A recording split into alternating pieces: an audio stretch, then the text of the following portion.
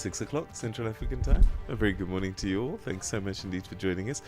Asanda, Beda, good morning. Good morning, Peter Ndoro. How are you today? I'm always good. It's Friday Eve, of course you are good. It is. Do you know, it's a nice, I don't know, just a good mood. Really? What happened last night? I think I probably had a dream, but I just can't remember what it was. Those dreams can throw forward into the new day, can't they? Either in a good or bad way. Exactly. Well, welcome everyone, and hoping you're joining us in a good way this morning. It is Thursday, the 13th of November. We're almost halfway through this month that we just started 2 seconds ago. Already. So that means we're going to start buying Christmas presents already. We should start now. At least saving if we're not buying now. This is true. So, as usual, we have a jam-packed show looking at a number of issues. And one of the things that South Africans will be digesting today is the former finance minister, the current finance minister, Enoch Godongwana's medium-term budget policy statement, or mini-budget, as many people call it. And the big number of the day is 3%. So he reckons that he's going to try his utmost best to make sure that we focus on trying to keep inflation at below 3%, which is fantastic news, Asanda, if we can pull it off. Yes, absolutely. Yeah. We also go to Cameroon, and Human Rights Watch has issued a report there in terms of the killings that happened after opposition-led protests. Of course, they were in voting on the 12th of October in the country. Those polls have been disputed, with Paul Biya, the incumbent, being declared the winner, but the opposition party, as leader Issa Bakari, saying that, nope, I've won, it's not him. And then clashes happened, and so people died. We'll be talking about that in terms of the figures and what Human Rights Watch is calling for the Cameroonian authorities to now do about that. But first, let's get our news. Jolani Tulongwe is back, so she'll be giving us that update. And of course, we're broadcasting live from our Johannesburg studios this morning. www.channelafrica.co.za is where you can connect with us. Also, live streaming on YouTube at Channel Africa 1. SABC News. The African Perspective. Thank you, Asanda. Good morning. Millions more people risk famine in at least a dozen crisis spots around the world, including Sudan and Gaza. 2 UN agencies have made the warning, appealing for funds to address a shortfall amid global cuts to international aid. In a joint report, the World Food Programme and the Food and Agriculture Organization also listed Haiti, Mali, South Sudan and Yemen as countries facing an imminent risk of catastrophic hunger. The United States, who are top donors to both UN agencies, have cut its foreign aid under President Donald Trump, while other major nations have also made or announced cuts in development and humanitarian assistance. A former Congolese rebel leader, Roger Lumbala, has gone on trial in France. He is accused of committing crimes against humanity in the Democratic Republic of Congo more than 2 decades ago. If found guilty, he faces life in prison. The BBC's Steve Jackson has the details. Roger Lumbala founded and led an armed group backed by Uganda, which fought government forces during the Second Congo War. His rebels were accused of killings, rape, mutilating their victims, and also pillaging the resource-rich area of Beni. Prosecutors say they targeted women from the Nande and Bambuti Pygmy ethnic groups in particular. He was arrested in France nearly 5 years ago and is being tried under the country's universal jurisdiction laws. With conflict continuing in the east of the Democratic Republic of Congo, human rights groups hope this case will act as a deterrent to the warring parties of today. At least 6 people have died during a crowd crash at a military recruitment event in a stadium in Ghana yesterday. The tragic crash appeared to have been caused by an unexpected surge of applicants who breached security protocols and rushed into the gates. Thousands had turned up at Awak Stadium in the capital Accra with the hope of joining the military. Ghana has a youth unemployment rate of about 13%, and such recruitment events normally draw large crowds. Leader of South Africa's Maibuye Africa Party, Floyd Shivambu, has called for the establishment of a commission of inquiry into black poverty. He was addressing party members in Midrand in the north of Johannesburg at a public engagement to give a progress report on the party's progress to build itself.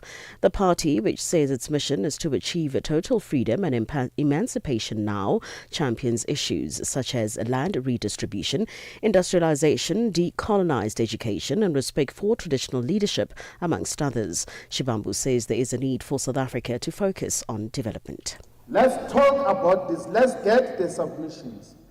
The last time there was an attempt to do so was in the process to develop the Reconstruction and Development Plan, which was deeply consultative and involved civil society submissions and community participation.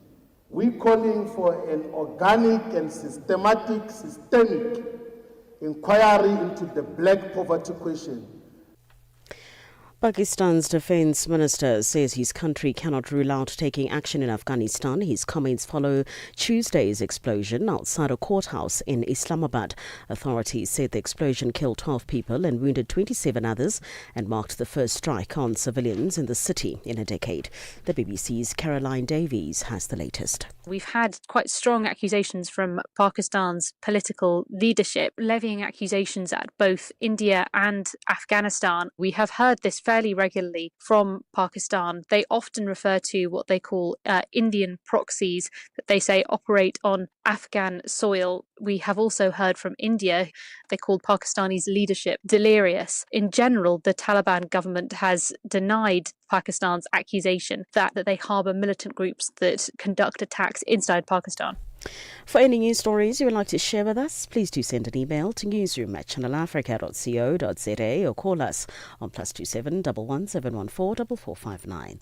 For Channel Africa News, I'm Jolani Tulo Ngwepe. SABC News. The African Perspective. In our sports headline, Nigeria Super Eagles return to training ahead of Gabon playoff. And Novak Djokovic says Jannik Sinner's doping violation would hang over for the rest of his career. I'll be back with these and other stories at the bottom of the hour. Wake up, Africa. Peter Ndoro and Asanda Beda are here to help you rise and shine. Weekdays, 6 till 9 a.m. Central African Time. Only on Channel Africa.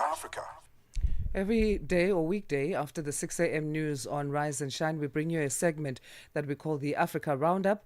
This is where we give you a list of news you may have missed from yesterday that you need to get into the know about, or maybe you want to get a different angle and you want news from the African perspective on those news. And this list is compiled by our team of researchers, our reporters, as well as editors. And then it also serves as a throw forward in what one can expect to develop in the new day in the news space. So today we start with Mali, and schools in Mali's capital, Bamako, have reopened this week after a 2-week closure triggered by a nationwide fuel shortage. The disruption had halted public transport and left teachers and students stranded at home. Here's Diane Tor with more.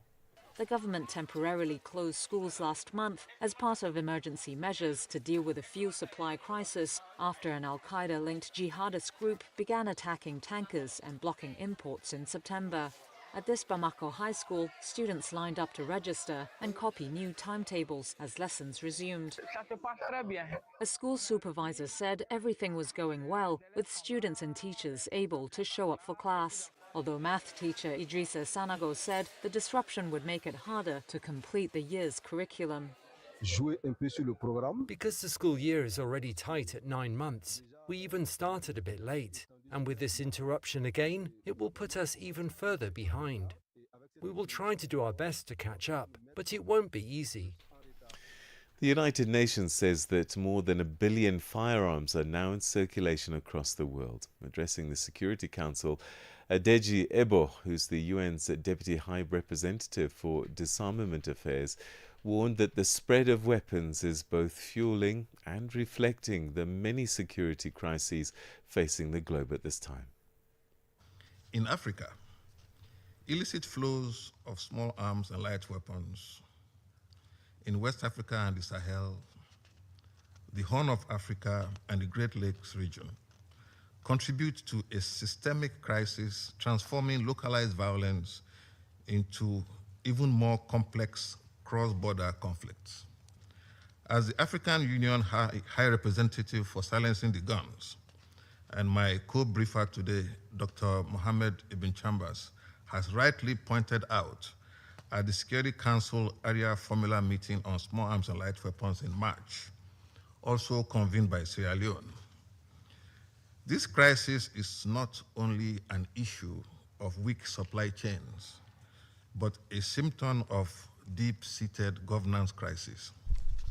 Let's go to Zambia now, where the president there, Hakainde Hichilema, or HH as they say colloquially, has reaffirmed his government's commitment to attracting investment, particularly in the energy sector, which he says is key to driving economic growth. He was speaking at State House in Lusaka, where he met a delegation of 7 Chinese companies affiliated with Trinad Power China. I see you're talking about rural energy, small capacity, generating capacity, and obviously to distribute to the customers. That is welcome. So we're looking for small projects, micro if you want, small, medium, large projects. They are all welcome. They have space in our economy, in our energy sector, because I think with energy we can drive then the whole agenda to grow the economy. And if I may extend from there, obviously, the issues around EV is important because, yes, it's green, it's environmentally friendly, but it also reduces the consumption of fossil fuels. Meanwhile, the European Union has pledged 50 million euros to support the rehabilitation of Zambia's railway line from Livingstone to Ndoro on the Copper Belt. The project is expected to boost regional trade, cut transport costs, and strengthen Zambia's role as a logistics hub in southern Africa. Transport and Logistics Minister Frank Tiali says that the initiative is a key part of the country's economic transformation agenda. I do want to express our profound gratitude to the European Union and cooperating partners under the Global Gateway Initiative for this strategic and timely grant commitment support towards track improvement of Zambia Railways Limited. This investment is not only a vote of confidence in our national vision for a modern, efficient transport system, but also a tangible demonstration of the deepening partnership between Zambia and the European Union. And that's how we end today's Africa Roundup. We'll have more for you tomorrow after the 6 o'clock news. Stay with us. Coming up shortly, Asanda will be taking a look at what's been happening in Central Africa.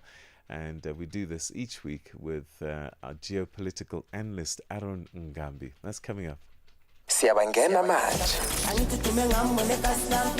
Vito iJabulani Nkolele iMagoda. Jabulani is a young man from Giyani in Limpopo in South Africa. Very easy guy, taking things easy. To know me is to know that I love what I do, which I'm crazy about it. So when you hear me on radio, expect the best. Expect great music. Expect great content.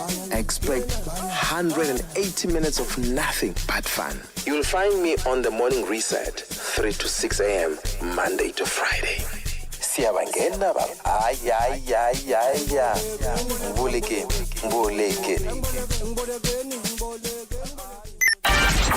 New day, new stories. Start your morning right with Rise and Shine on Channel Africa. All right, and it's now 13 minutes past 6 Central African time. If you've just joined us here on Rise and Shine, we are also live on the SABC Plus app. That's via mobile phone, if you prefer to connect with us that way.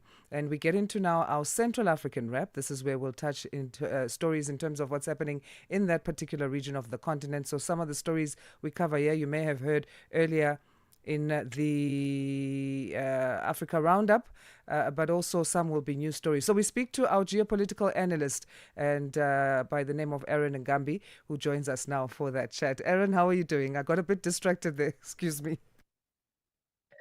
I'm good. Thank you, Amanda. Good morning to you and good morning to our listeners.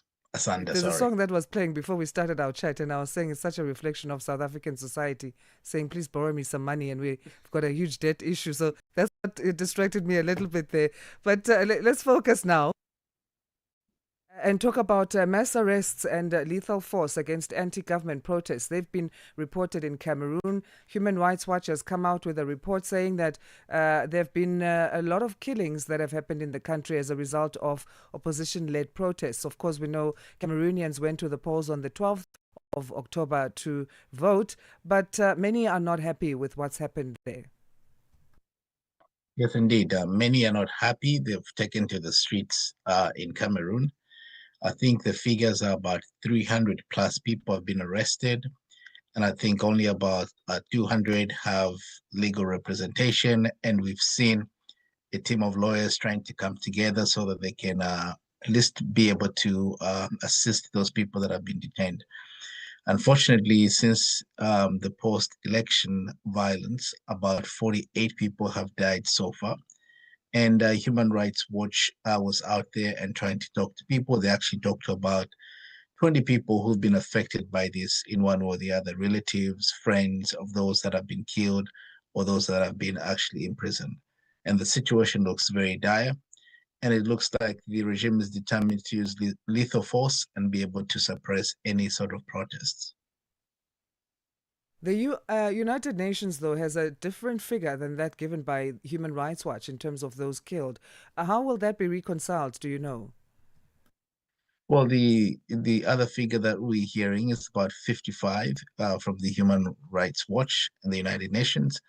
But according to the Cameroon sources, they say that this number is about 48. But nonetheless, give and take, it is a number too high to actually be able to kill innocent people just because we have to keep a 92-year-old man in power. This is very unfortunate.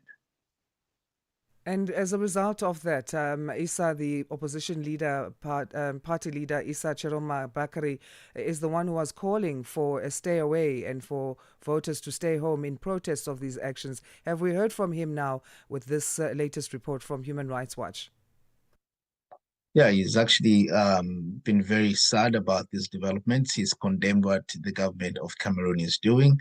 I'm actually surprised that he's not arrested himself. I think that he was put on house arrest for a little bit, but we don't really know what his situation is and his whereabouts. So I think that he is unhappy, is very sensitive what is happening, but he still thinks that nonviolence and actually mass demonstration will be the answer to be able to force this illegitimate government out of power.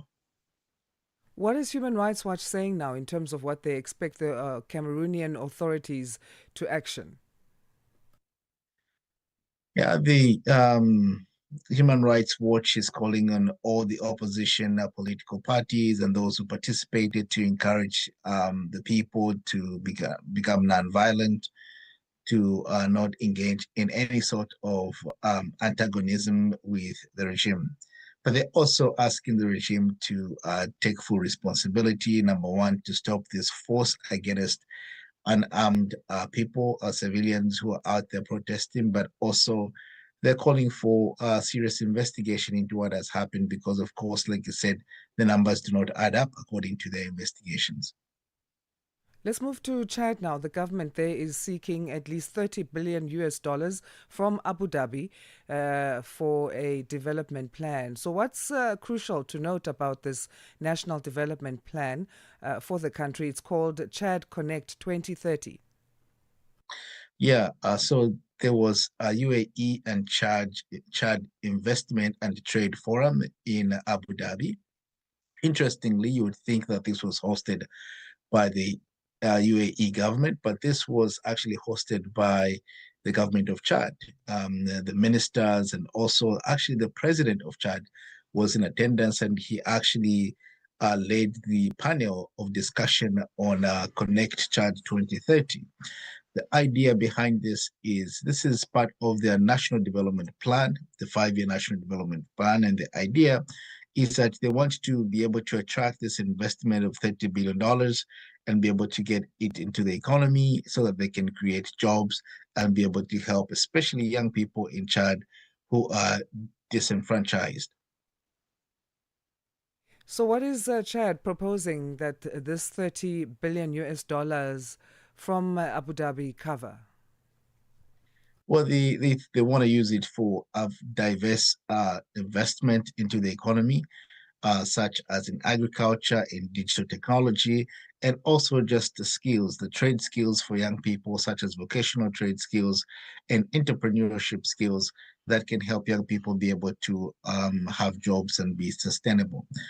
The problem is that there is a high number of unemployment in Chad today, and the government is desperate to be able to address this because they know that this is a ticking bomb. In terms of the overall plan, I know you talk of unemployment. What is the time frame that's given for this? I know the title of the National Development Plan has the year 2030 on it, but beyond that, are there any plans?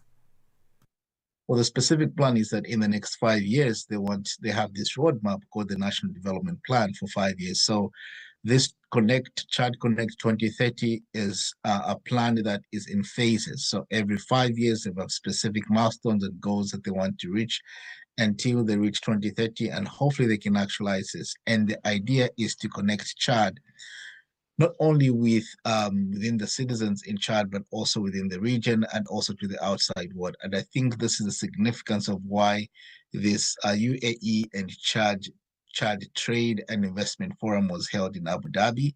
This is basically to be able to sell Chad to the rest of the world, especially starting with the UAE and other surrounding countries in the Middle East. Also in Chad, I mean, the president is discussing bilateral relations with the UAE President Sheikh Mohammed over and above the funding they require from the UAE. So how mutually beneficial can these relations be for the United Arab Emirates and Chad, as you see it?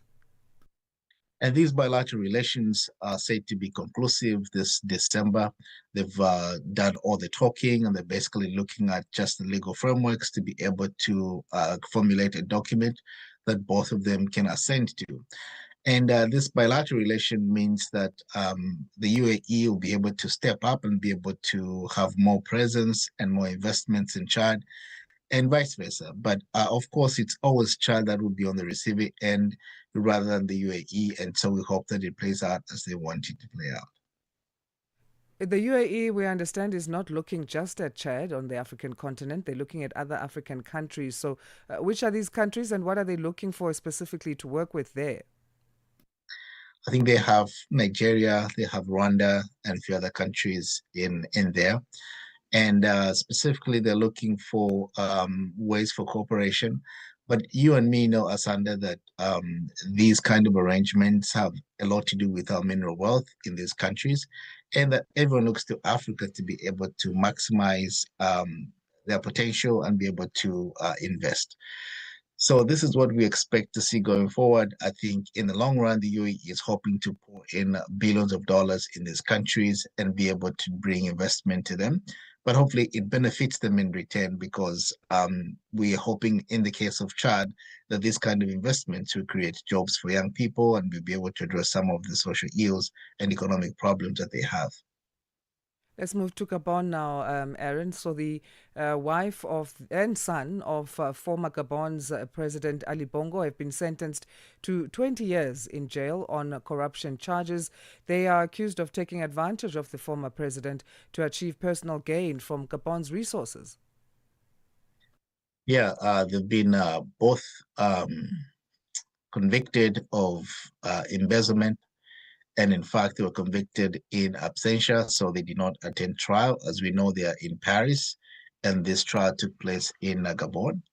And basically, the allegation is, if you recall, Ali Bongo had suffered strokes while in office, and it is alleged that his wife and his son actually took advantage of that situation and stole lots of money from the country. In fact, his son was responsible for being in charge of handling the presidency.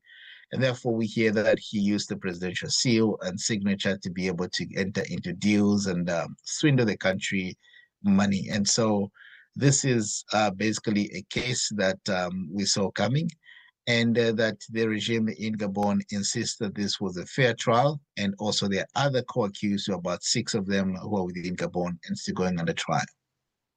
Do we know when they'll be appearing, those co-accused? We are not very sure when they'll appear again, but this case has only taken 2 days for the former First Lady and the son to be convicted, but the upcoming cases will be in the next few days. Do we know why, as you say, they were in absentia during the court proceedings? They were in Paris. Do we know why they couldn't leave Paris to fly into Gabon? Yeah, they refused to do that. Their lawyers said that when they were in Gabon, they were arrested and were actually spent almost 20 months in prison. And then they were released on medical grounds, and they left and fled for France. And because of that, we hear that they've made claims of torture, and that they cannot return to Gabon because they won't get a free and fair trial. So with the French citizenship, both the First Lady Sylvia Bongo and her son, how can that impact the case going forward and the kind of recourse they take from here on out and the action they can follow? Well, it seems like they're in safe waters for now, but even though we understand that in Switzerland they have a case that is coming up and the prosecutor will be issuing an indictment against them, and so we see how that might play out. In France, it seems like they do have the protection of the law and at least the presumption of being innocent until proven guilty. Right, let's go to the DRC now. The president there, Felix Tshisekedi, meeting with Israeli President Isaac Herzog, who was on a working trip to the DRC this week. He went there after visiting your home country, Zambia. And at the top of their agenda seems to be the humanitarian crisis that's plaguing the region. What do you make of this meeting? This is absurd. This is despicable. I think that for Felix Tshisekedi and Hakainde Hichilema to roll a red carpet for the Israeli president is very unfortunate. The same day that the president of Israel was in Zambia, 2 of the Palestinians were killed in southern Gaza. And this is during the so-called Donald Trump ceasefire that's been going on. The Israeli have, broken all the rules of war. They've done terrible atrocities against the people of Gaza, and I don't understand why these presidents and these countries would host the Israeli president. What would it take to deepen those relations between Israel and the DRC, especially for the region? Well, the DRC is rich in mineral wealth, and everyone wants to go to the DRC for those reasons. But Israel is desperate. Israel has become a pariah state, and therefore its image abroad is so obnoxious. And it's trying everything it can to win those, especially African countries, on its side. If you look at the Israeli prime minister, who's been indicted by International Criminal Court, and in fact, the Turkish government also issued warrant of arrest for Benjamin Netanyahu and 36 other government officials for Israel. So this is looking very bad for Israel, and so they have to look outwardly and be able to gain some sympathy, and this is what exactly that their president came to do in Zambia and the DR Congo. Of course, conflicts we know in the Middle East are not something new. They are really, sadly, used to conflict. So is Israel the best partner when it comes to tackling the humanitarian crisis, what's happening in Sudan and in the DRC and other parts of our continent? Certainly not at this time. This is the wrong time to have Israel as a partner, as the world looks away from, isolated from what it has done in Gaza. And so the president is busy saying we should look at humanitarian crises in Africa and forget about, the issues of Israel and what's been going on. But it is not really something easy to do, because what was done in Gaza for the last 2 years has been nothing but a genocide. And then finally, Angola, I don't know if they're celebrating or commemorating 50 years of independence from Portugal.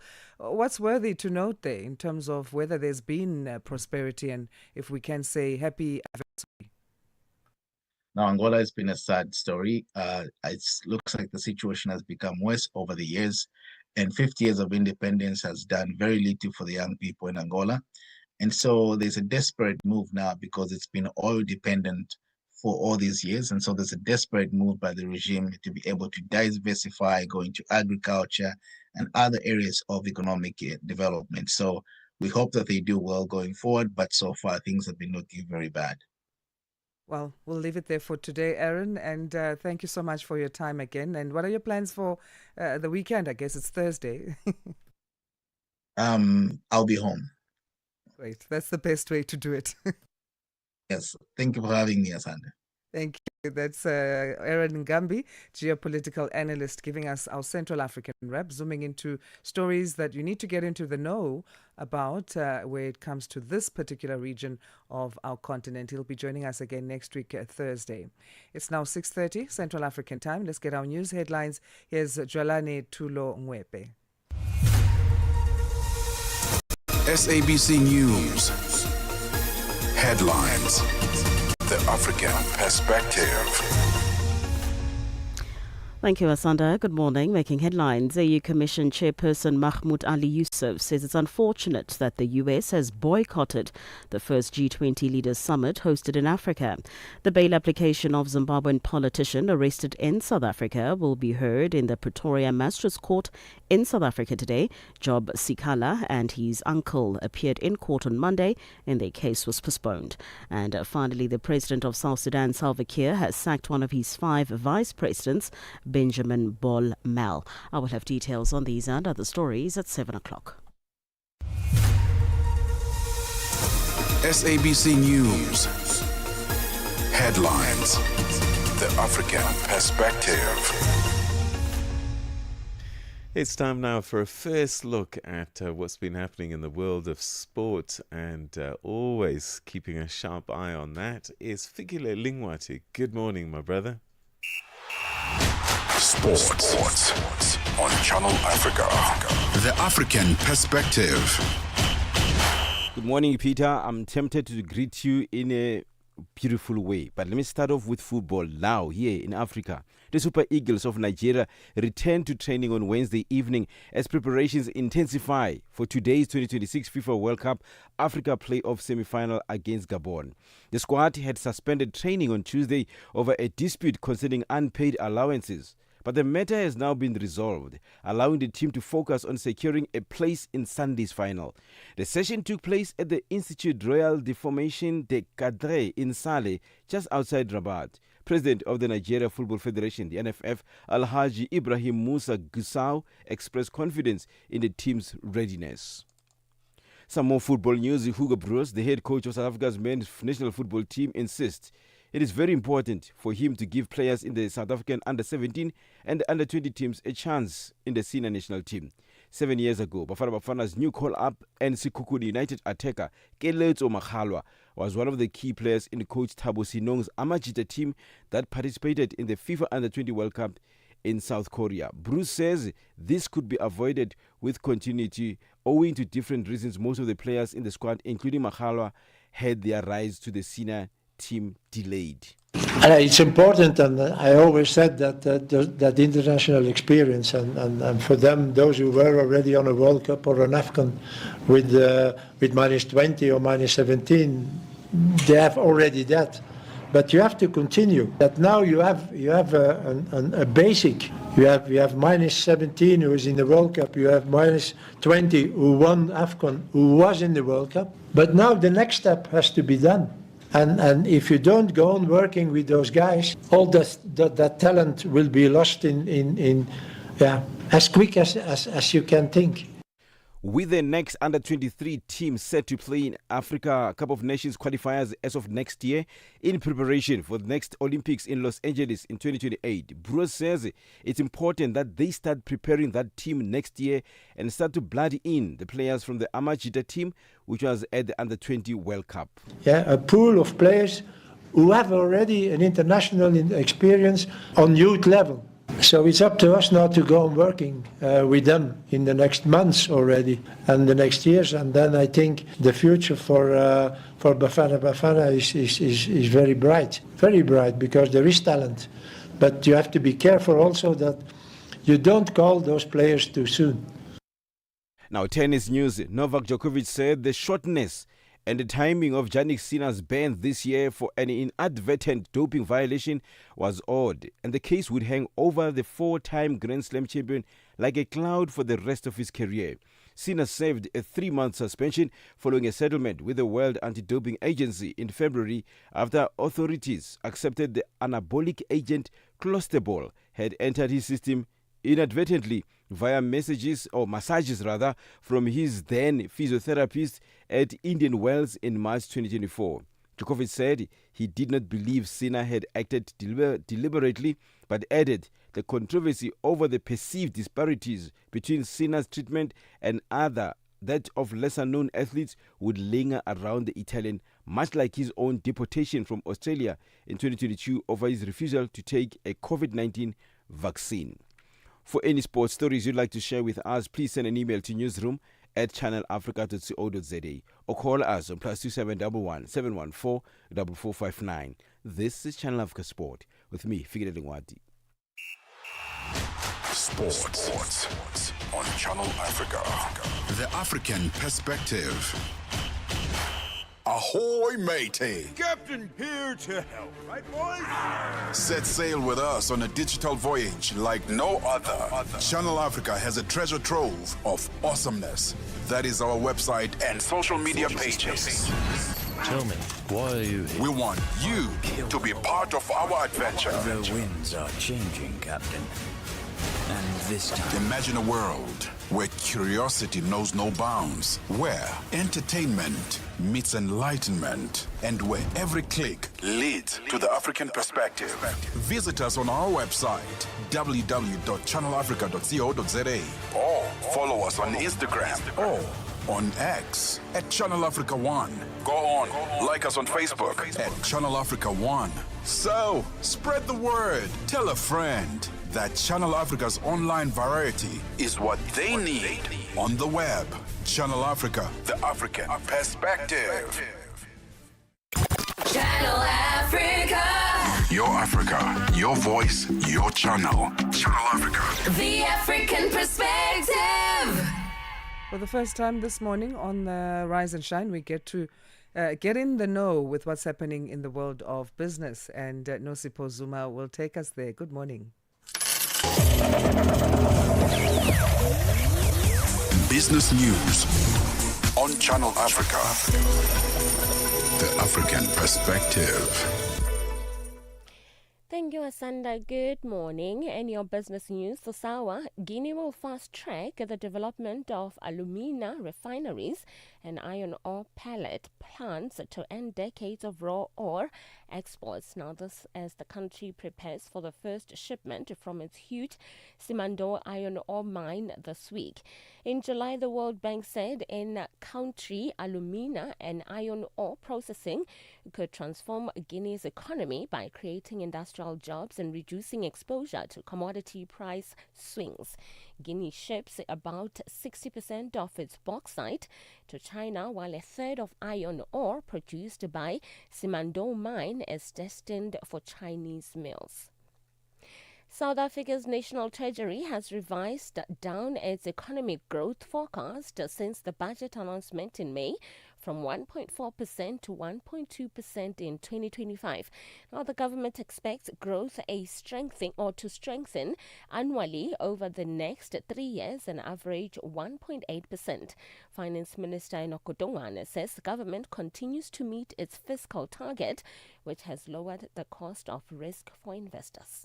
The structural reforms we have embarked on, particularly in the energy and logistics, will be key to lifting our rate of growth closer to levels demanded by our developmental needs. Our strategy for faster growth and healthier finances continues to be anchored on 4 pillars. The first is maintaining macroeconomic stability. The second is implementing structural reforms. The third is building state capability.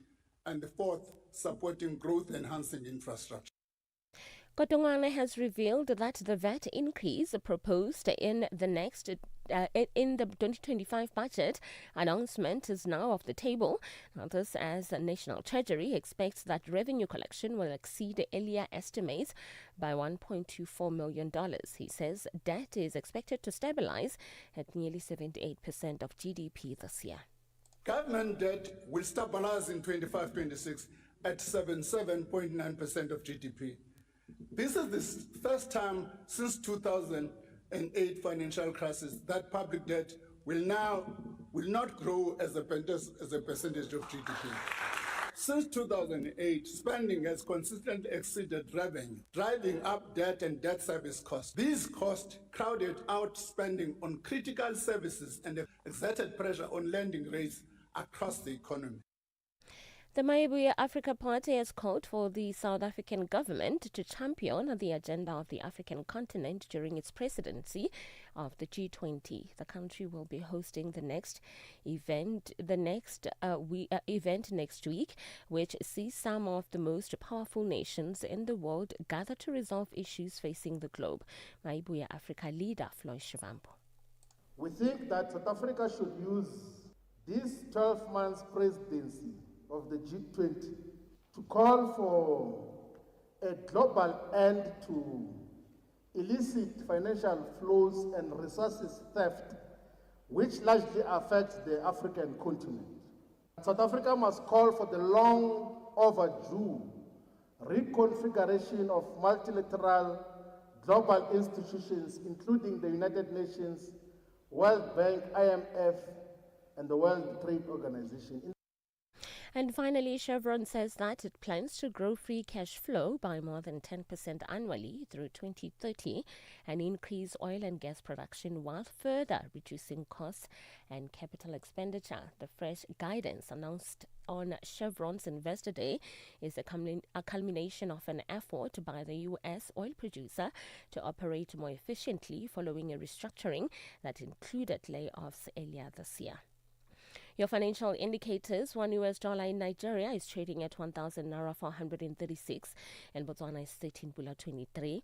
Kenya, the dollar is trading at 128 shilling 23, and in Zambia is 22 kwacha 57. The BRICS countries: $1 in Brazil is trading at 5 real 28. Russia is 81 rubles 15. India is 88 rupees 54, China at 7 yuan 12, and in South Africa $1 is trading at 17 rand 14. $1 is trading at 75 pence to the British pound and 86 to the euro. Looking at commodities, gold is trading at $4,189 and platinum at $1,620 per ounce. The price of Brent crude oil is at $62.69 a barrel. Now, for any business news stories you would like to share with us, please send an email to newsroom@channelafrica.co.za or call us on +27 11 714 4459. For Channel Africa Business, I'm Nusi Posuma.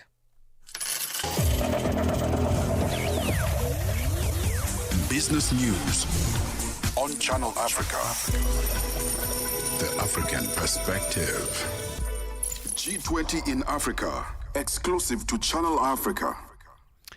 Did you know that the G20's work is divided into the finance track and the Sherpa track, and that the presidency rotates annually, with the current, previous and next presidents forming the troika for continuity? South Africa holds the 2025 presidency, having taken over from Brazil, and will be passing it on to the United States, even though they won't actually be present at the current one. And that's the G20 fact for this morning. G20 in Africa, exclusive to Channel Africa, championing Africa through solidarity, equality, and sustainability. Staying with G20 matters, the Africa G20 Climate, Energy and Sustainable Finance Group, or the ACG20, has called for an end to fossil fuel subsidies at a virtual press briefing held on Wednesday. The coalition of African civil society bodies focused on justice-centered policies ahead of the first ever African G20 summit set to take place in Johannesburg, South Africa next week. Tutongobeni compiled this report. The virtual briefing focused on urgent policy action required from G20 nations ahead of Africa's first G20 summit to be held in South Africa. The Africa CSO G20 Climate, Energy and Sustainable Finance Group has made a call for debt justice and international financial architecture reform, among others. This briefing provided the final and most comprehensive set of demands from the African civil society for the South African G20 presidency agenda. The ACG20 focuses on influencing the Sherpa and finance tracks. Tyler Booth, coordinator at ACG20, has called on the leaders at the upcoming summit to not make promises but deliver tangible action. We cannot keep delaying until there's a point we can't act anymore. The time to act is now. It's today. We're also calling that the G20 does not promise empty promises or false solutions. We need real promises, or not just promises, we need real action, actually. We need something that will actually deliver change, actually deliver the justice that we need to see across the world to tackle these challenges of inequality, of climate impacts, of gender inequality. Booth says as the ACG20, they are calling for an urgent end of fossil fuel subsidies as this has healthcare benefits. So we've got three key headlines. The first one is phase out fossil fuels, then adaptation finance now, and deliver on climate and sustainable finance. So under the phase out of fossil fuels, we would really like to see the G20 actually commit to ending fossil fuel subsidies. We've seen it in previous text, but there's no timeline. Okay, it's all fair, say we'll phase out fossil fuels. Do you want to do that by 2100 or do you want to do that by 2030 or 2035? We need to be realistic of what this climate crisis demands. It is also important to point out that there are significant health co-benefits of phasing out fossil fuels. Globally, governments spend over $8 trillion on the health impacts of air pollution. This is also dubbed Africa's silent killer, and numbers estimate that air pollution alone kills more people than impacts from TB, malaria, and HIV/AIDS combined. She says before the US takes over the next presidency of the G20, there's a need for leaders to come up with real actions and real commitment. And so as the G20 moves to the US, we really need to make sure that this leaders summit comes out with real actions, real commitments, and doesn't go for the lowest hanging fruit or lowest common denominator. Meanwhile, Olawumi Olabusari, spokesperson for the ACG20, spoke on the issue of the just transition. Olabusari has called on the G20 leaders to honor existing climate finance commitments. We need G20 leaders to honor existing climate finance commitments, including the new collective quantified goal, the $1.3 trillion by 2035. And we need leaders to expand adaptation finance with a prioritization of grant-based financing or concessional lending. Motlatsi Makhasane, who is part of the Climate Justice Coalition and spokesperson as well for the ACG20, spoke on the people's power in the just energy transition. Makhasane says African nations carry the burden of energy poverty. African countries still carries the burden of global energy poverty, with around about 600 million people lacking reliable electricity or energy, and many countries really needing rapid investment to reach this universal access. For Channel Africa News, I am Tutongo Bene in Johannesburg. G20 in Africa, exclusive to Channel Africa, championing Africa through solidarity, equality, and sustainability. South Africa's Finance Minister Enoch Godongwana delivered his midterm budget policy statement for the 2025-26 period on Tuesday. Godongwana spoke on progress since the implementation of the Africa Continental Free Trade Agreement and the AfCFTA to strengthen multilateralism and regional cooperation. He also spoke about South Africa's G20 presidency, which will end next week. Godongwana pointed out that the significant strides have been made to strengthen macroeconomic fundamentals of debtor countries, many of them African. And for more on this, we're now joined by Olebogeng Ramahlodi, who's a partner for indirect tax at Deloitte Africa, and he joins us now. Thanks so much indeed for joining us, and welcome to the program. Morning, Peter. Good morning to your viewers, and thank you for having me. All right, let's start with your thoughts on the minister's mini budget. Did it strike the right balance, do you think, between fiscal consolidation and supporting economic growth? I mean, yesterday, as I was listening to the minister deliver his MTBPS speech, I was pleasantly surprised, and I do think that sometimes we need to give credit where it's due.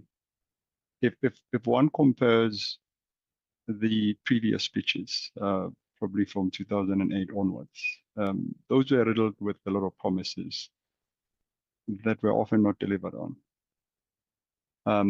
They were not as substantive as I found this particular one to be. And there were a few surprises that were landed that when I read the business day from this morning, one already sees the markets responding quite positively to the news that were delivered. For example, business day reports that we potentially can expect a rate cut by next week, as well as an upgrade from Standard & Poor.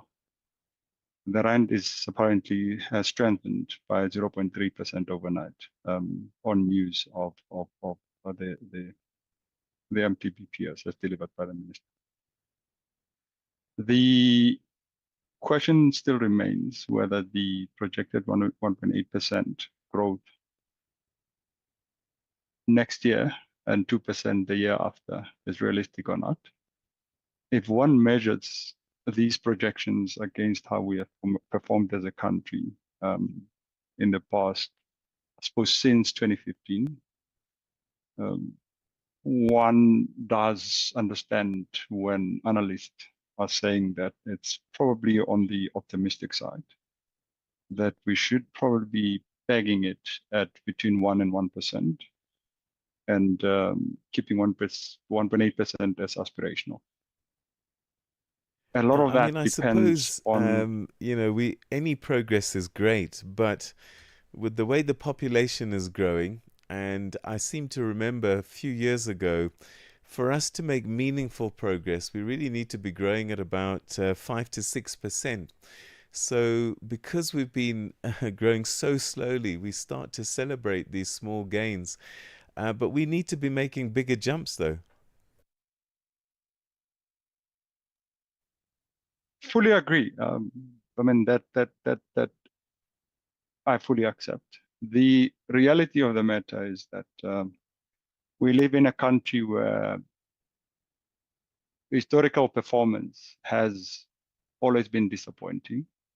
The growth that we're seeing this particular year surpasses the one last year and the years before. And one needs to be realistic around what the country is able to achieve. You must remember that next year is elections year, and with elections comes populism, and some of the structural reforms that we require as a country to start realizing growth percentages north of 3.5%, which is the minimum that we need. We need to really be bold with the types of reforms that we're supposed to implement.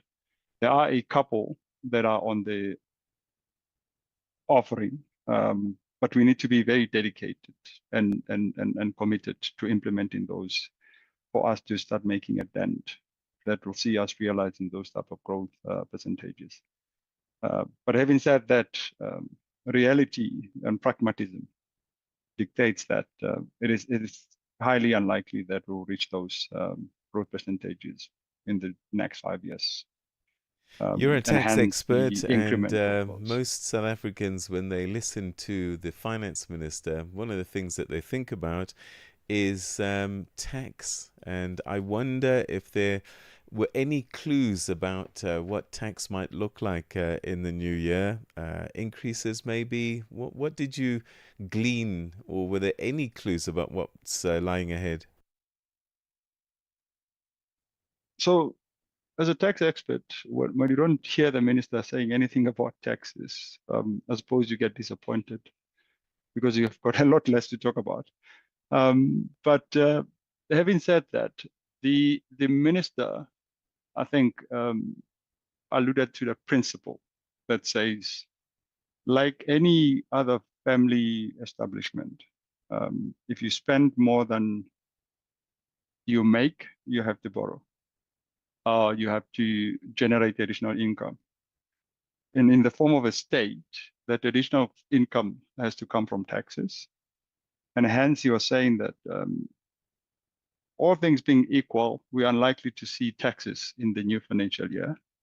But for instance, if revenue from a SARS perspective declines, then there is a high likelihood that considerations will have to be put on the table for tax increases, either in the form of VAT, fuel levy, and these are the two that have been spoken about over the past few years.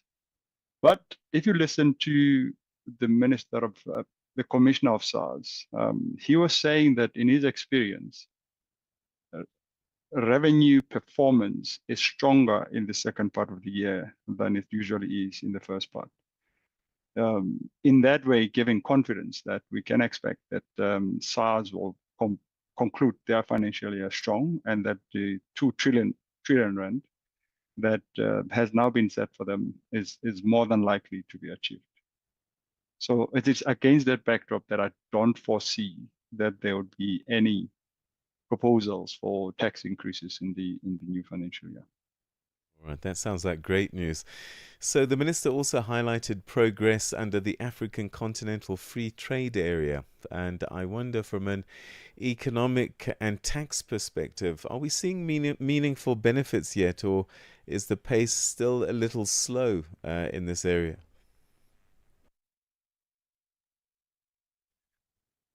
So, I mean, last week I was in Accra, and we were joined at our tax conference by Wam Kelemene.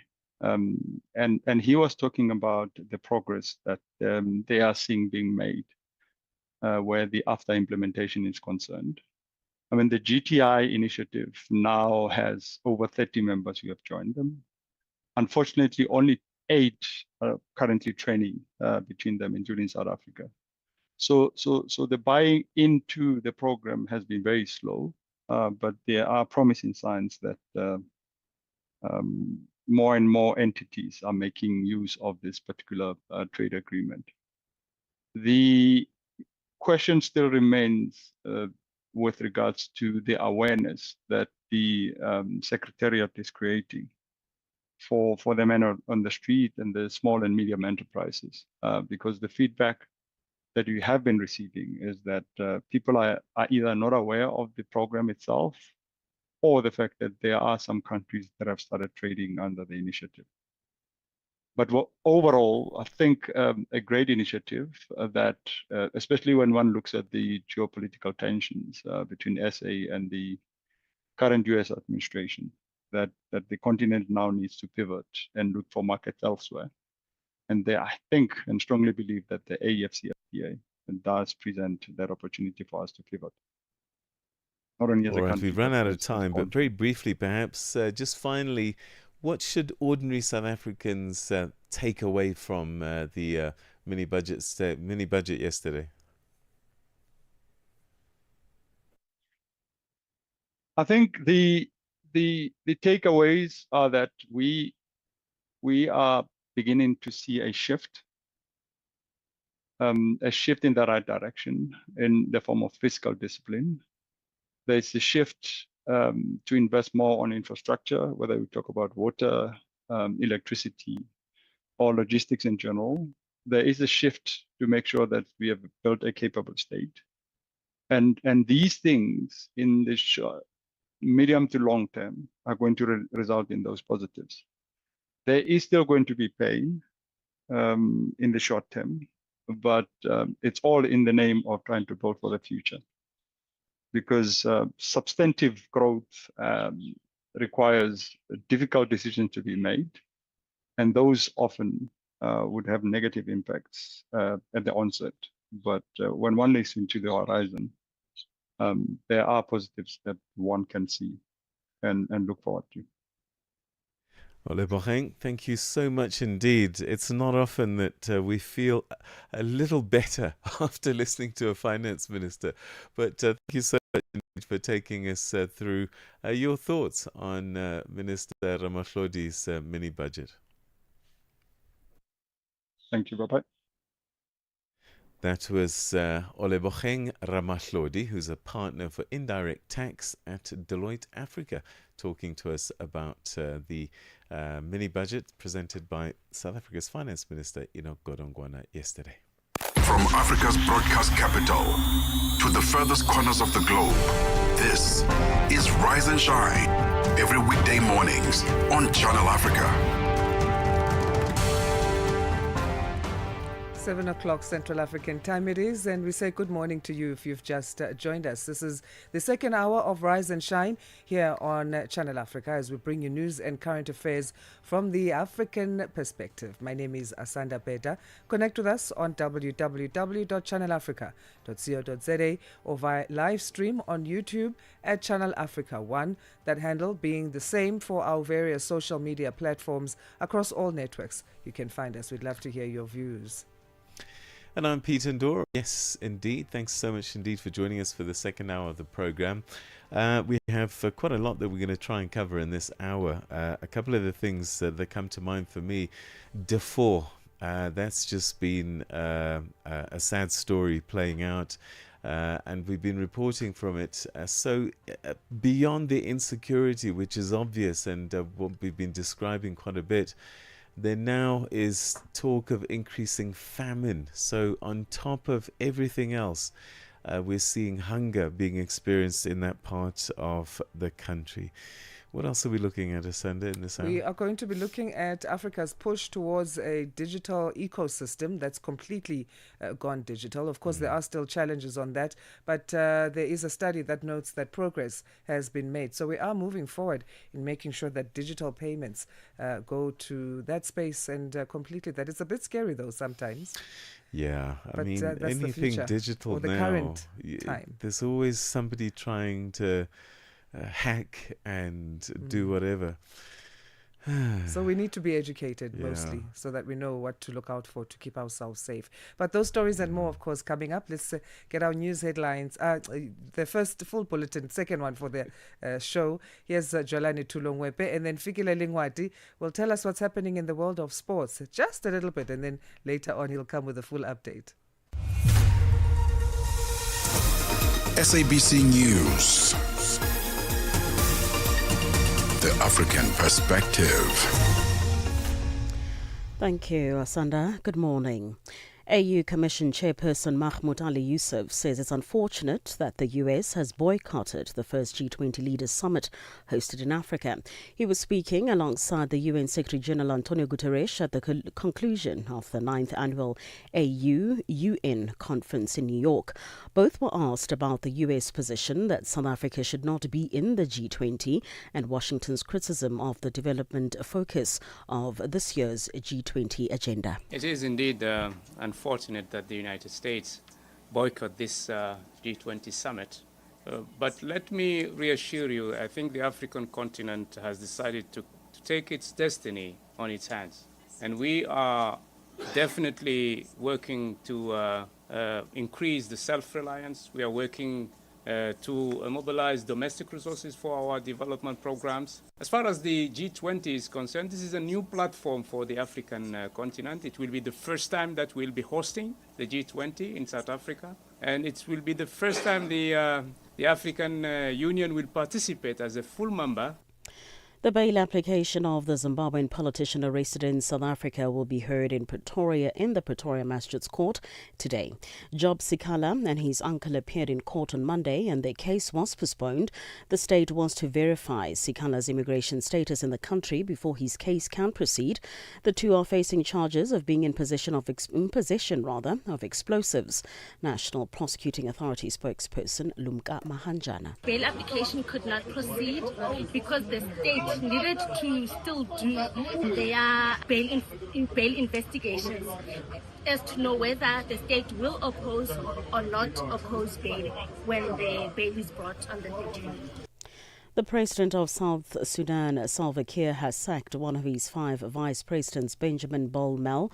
The governor of the central bank and head of the revenue authority have also been dismissed. The BBC's Will Ross has the details. The president gave no explanation for sacking the man widely seen as his likely successor. The decision has heightened fears of renewed instability, coming just 2 months after a court in South Sudan charged First Vice President Riek Machar, President Salva Kiir's longtime rival, with murder, treason and crimes against humanity, which he denies. Elections have been postponed twice in 3 years as fighting between rival forces loyal to the two leaders intensifies. A peace deal in 2018 between the two ended a civil war that killed around 400,000 people, but left the country deeply divided. At least 6 people have died during a crowd crash at a military recruitment event in a stadium in Ghana yesterday. The tragic crash appeared to have been caused by an unexpected surge of applicants who breached security protocols and rushed into the gates. Thousands had turned up to Al Wek Stadium in the capital Accra with the hope of joining the military. Ghana has a youth unemployment rate of about 13%, and such recruitment events normally draw large crowds. The Cambodian Prime Minister says 1 civilian has died and 3 others wounded in renewed clashes with Thailand. The reported death occurred 2 days after a Thai soldier lost a foot at a landmine while patrolling another area of the border. Thailand blamed Cambodia for the blast and announced it was suspending honouring the terms of the ceasefire, which was originally agreed to on July 20th. The BBC's Joanna Kim has the story. A truce overseen by President Trump was signed last month, but earlier this week Thailand announced it was suspending that agreement. It's accused Cambodia of laying new landmines which it says have injured its soldiers. Cambodia has denied the accusation and now says one of its civilians was killed when Thai troops opened fire near a disputed border village. The Thai army said shots were heard from the Cambodian side and its forces fired warning shots in response. For any news stories you would like to share with us, please do send an email to newsroom@channelafrica.co.za or call us on +27 11 714 4459. For Channel Africa News, I'm Jolani Tulo Mwepe. SABC News. The African Perspective. In our sports headline, confident Amajimbo's coach backs his team to shine against Japan in the Under-17 World Cup last 16.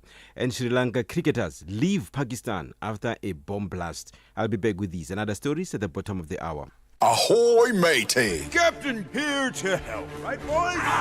Set sail with us on a digital voyage like no other. Channel Africa has a treasure trove of awesomeness. That is our website and social media pages. Tell me, why are you here? We want you to be part of our adventure. The winds are changing, Captain. And this time... Imagine a world where curiosity knows no bounds, where entertainment meets enlightenment, and where every click leads to the African perspective. Visit us on our website, www.channelafrica.co.za, or follow us on Instagram or on X at Channel Africa 1. Go on, like us on Facebook at Channel Africa 1. So, spread the word. Tell a friend that Channel Africa's online variety is what they need on the web. Channel Africa, the African perspective. Start your day informed, inspired, and entertained. Asanda and Peter bring you Rise and Shine. Weekdays, 6 till 9 a.m. Central African Time. Botswana's Agriculture Department has embarked on a program aimed at boosting its beef and milk sector's productivity, and this is through extension support. Now, the intervention will help to increase the Southern African country's national cattle herd from the current 1.7 million to around 5 million by 2030, as well as increasing local milk production. Botswana's national cattle herd has declined from 3 million in the 1970s. Agriculture remains the mainstay of Botswana's rural economy, and it's imperative for transformation with the greatest prospects. Channel Africa's Shingirai Madondo reports from Gaborone in Botswana. Delivering the 2025 State of the Nation address SONA recently, President Duma Boko said the intervention is aimed at ensuring attainment of food security, rural development and agro-processing opportunities. He said Botswana needs to raise agriculture's contribution to gross domestic product GDP from the present levels of 2% to at least 6% in the immediate term. Boko said the sector is already undergoing a bold transformation aimed at boosting productivity, creating jobs and strengthening food security. Recently, government completed a mission to Brazil to secure the importation of at least 1,000 Girolando cattle to kickstart this expansion. Milk Valley has secondary and tertiary capabilities missing in the value chain. This is what we are addressing. We are finalizing the requisite import protocols and negotiating technical partnership agreements with sellers to ensure the successful commencement of the project.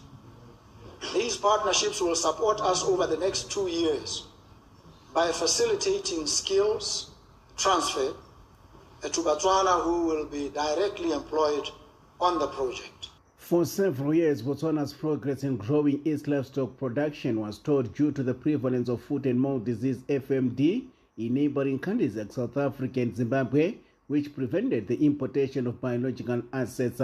In response, Botswana launched in August 2025 a program aimed at boosting beef sector productivity through extension support, animal health inspections, reproductive diagnostics, artificial insemination and farmer training in sustainable livestock management. Currently, our local production capacity for milk and related products stands at 13%, and we are targeting an increase to over 60% by next year, from 13% to 60%. Those are huge orders of magnitude to which we've committed ourselves, targets. On milk production, we've developed a focused strategy for the dairy sector through Milk Valley, a wholly owned subsidiary of the Botswana Development Corporation.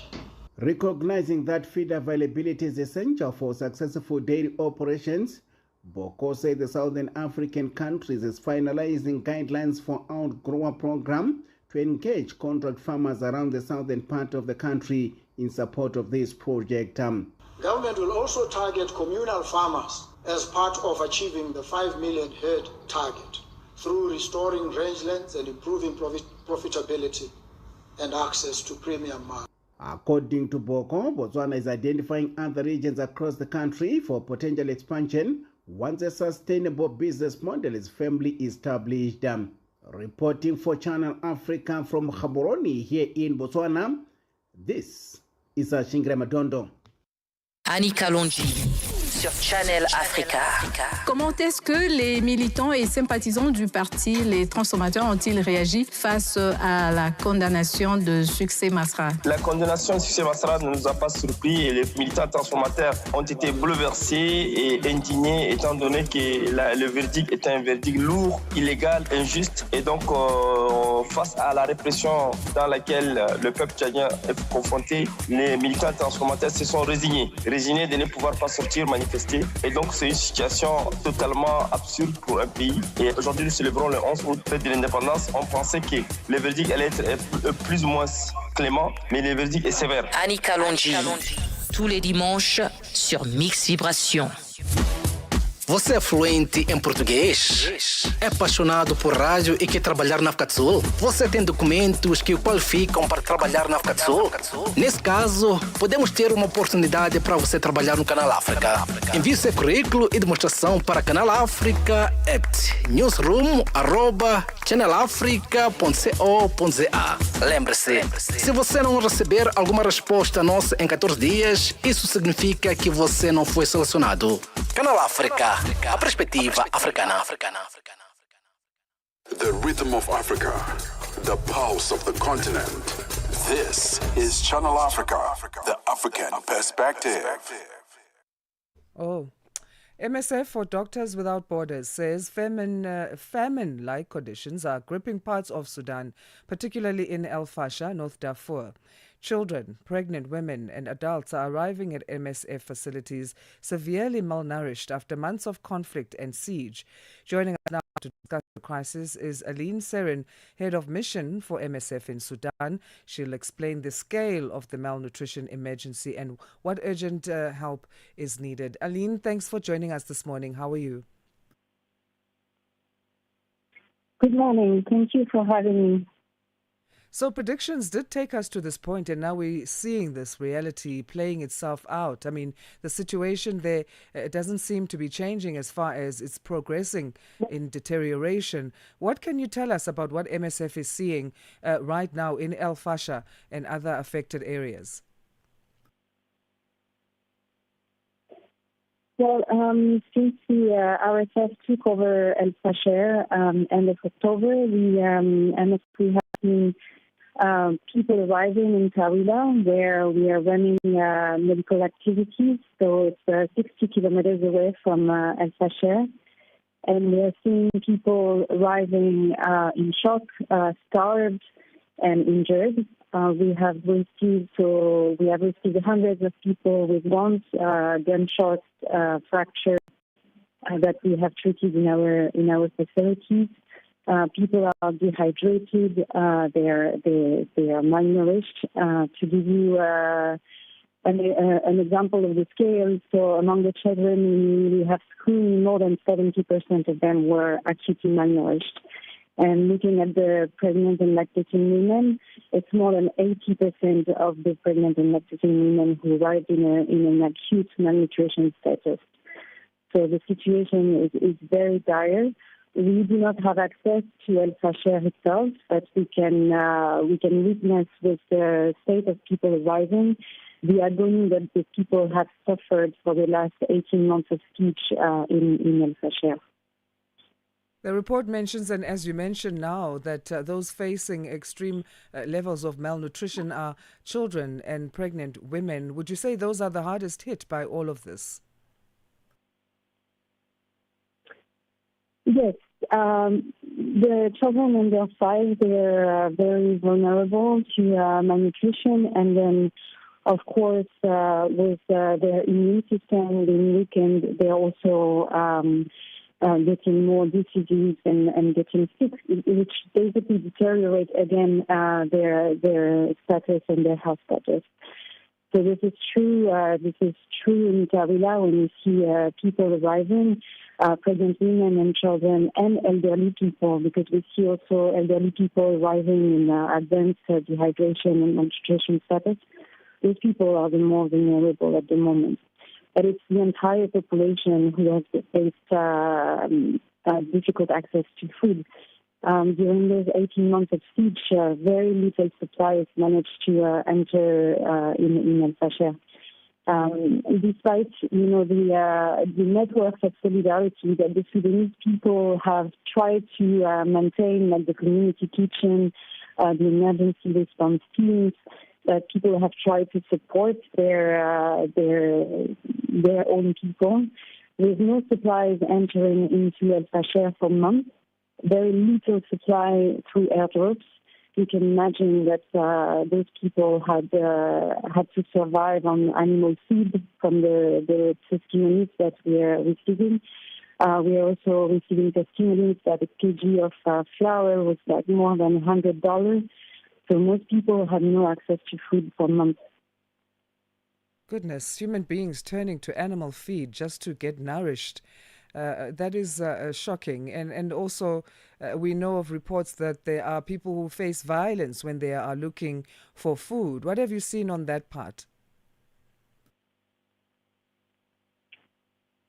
Well, at the moment, we don't see this violence to access to food. As I was mentioning, we are not in El Fasher. We are 60 kilometers away, so we see people arriving after a very difficult journey. And we have reports, of course, from the people that are arriving of the difficulties they have faced, the violence on the way. There are reports of people being detained against ransom. So the situation at the moment is like a mix of violent episodes for all those people.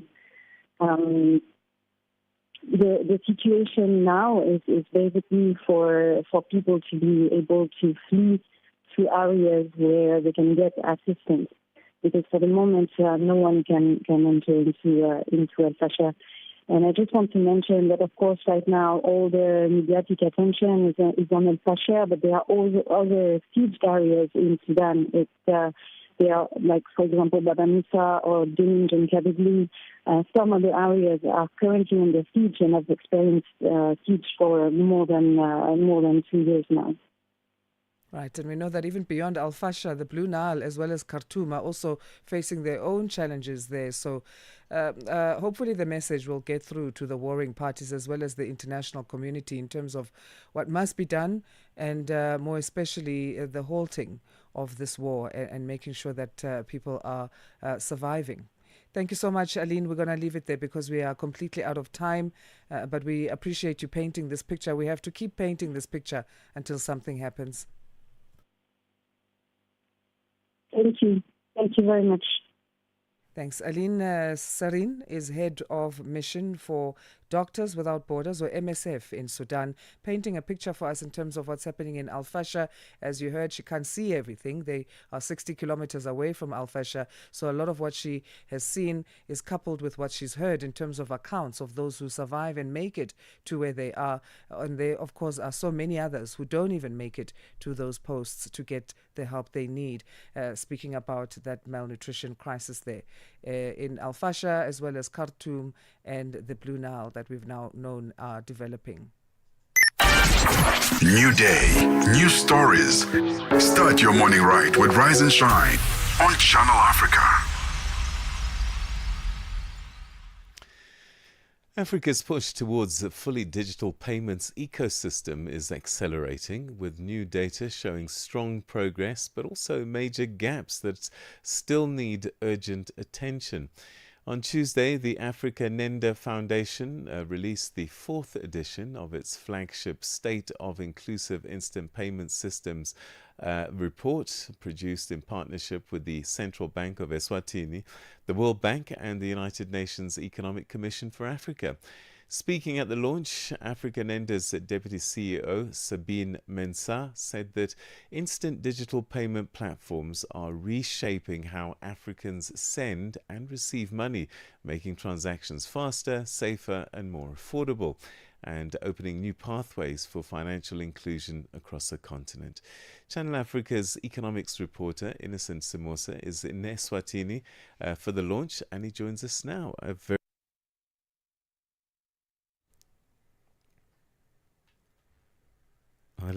Hello, Innocent, are you there?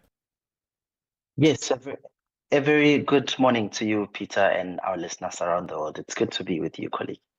All right, so set the scene for us. So what stood out for you at this launch of this SIPS 2025 report?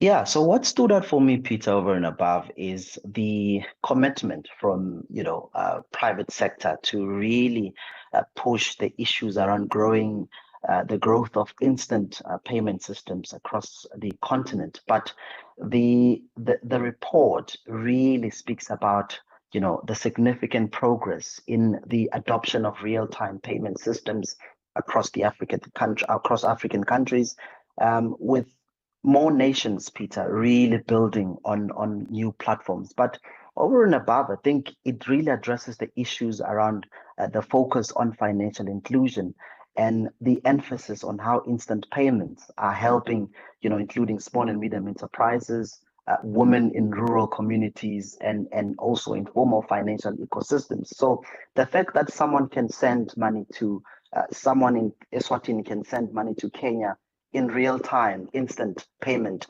it's a really step in the right direction when you're looking at the issues around digital payment in the continent. But also, Peter, it goes without saying again that it does seem as though the Eswatini digital payment drive is making steps in the right direction again, because the central bank yesterday reaffirmed its commitment, Peter, in really balancing innovation with consumer protection and also the issues around data security.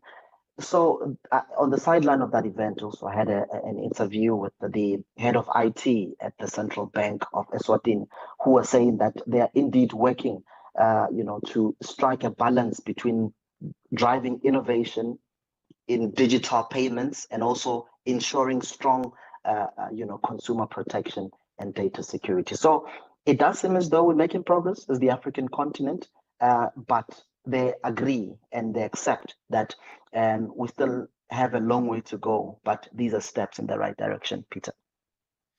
All right, I think you've partly answered my next question, actually. And Eswatini hosting this year's launch. The country seems to be positioning itself within the digital payments landscape. What sort of initiatives are the authorities prioritizing?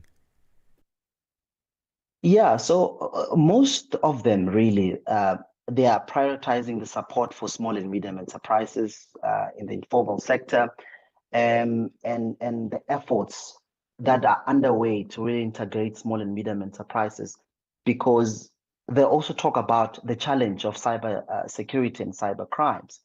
But the emphasis here, Peter, is that they've been really pushing on their regulatory readiness, because the country is indeed updating its payment frameworks to really align with global standards and enable this seamless cross-border transactions that I just mentioned.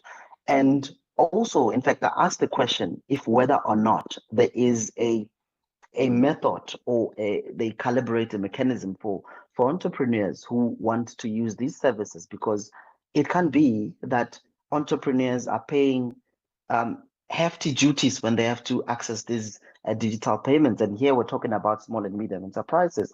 So it does seem as though there's commitment in that. And the fact that there's these public-private partnerships. I mean, Eswatini is collaborating with partners like African Nenda, which is big in West and East Africa, and the World Bank as well, and the UNCA, to really strengthen these issues around instant payment ecosystem. So it does seem as though there's commitment from the Eswatini government. And again, at the center of this whole thing is what captured my attention, Peter, is the regulatory readiness, because that's where there's a bit of hurdle when it comes to digital payments, when it comes to digital payments and the regulatory aspect of it, Peter. So with this rapidly expanding digital payments platforms, I guess there must be discussions about cybersecurity and consumer protection playing out. Yeah, indeed, Peter. That's a big talking point. There's a need for them to, because in as much as they are advancing, the criminals also are not relaxing.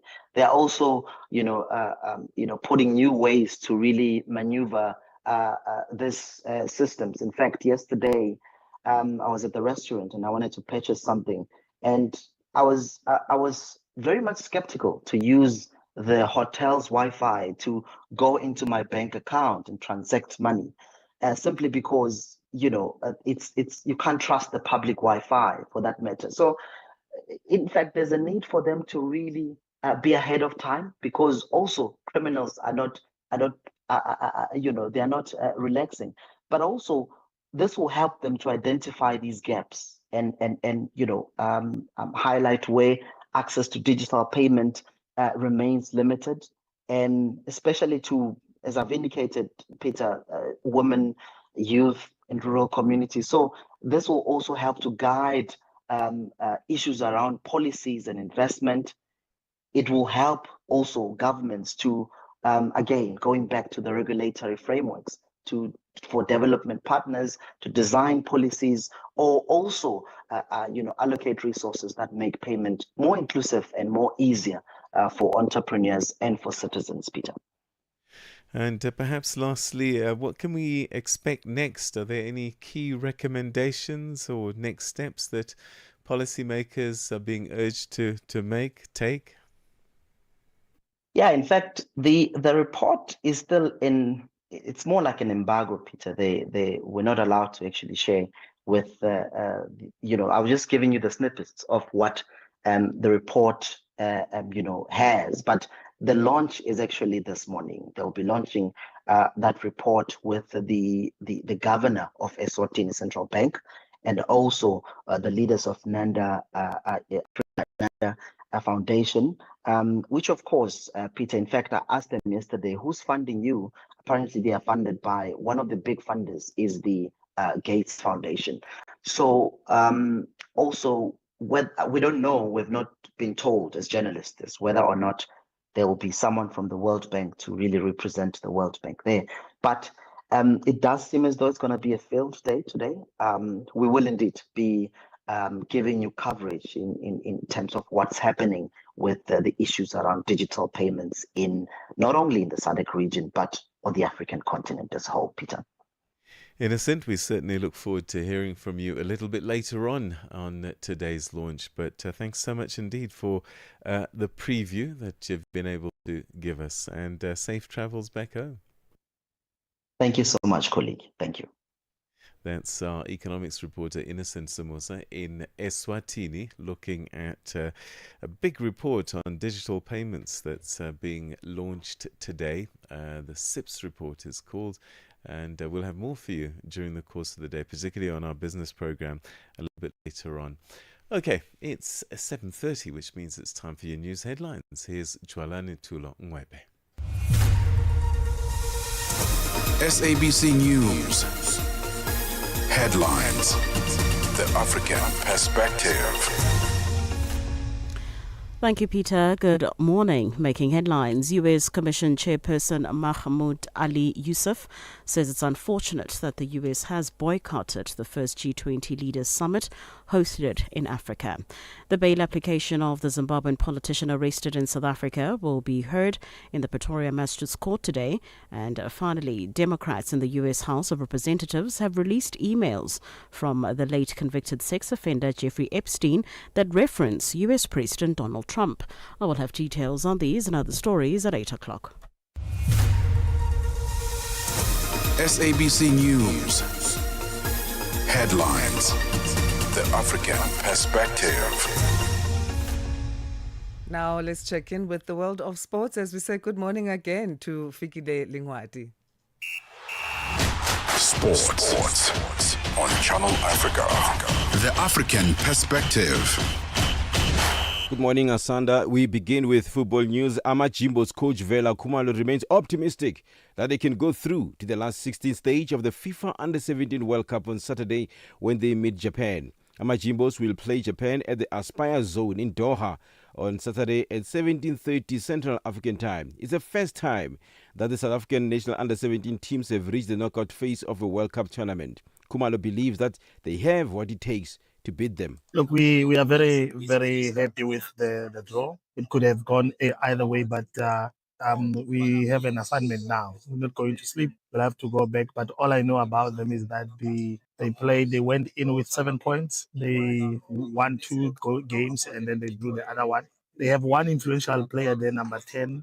They look decent. It's a decent team. But already, I think we are going to do our assignment and see how to go about it. But I'm optimistic. I think we'll go through.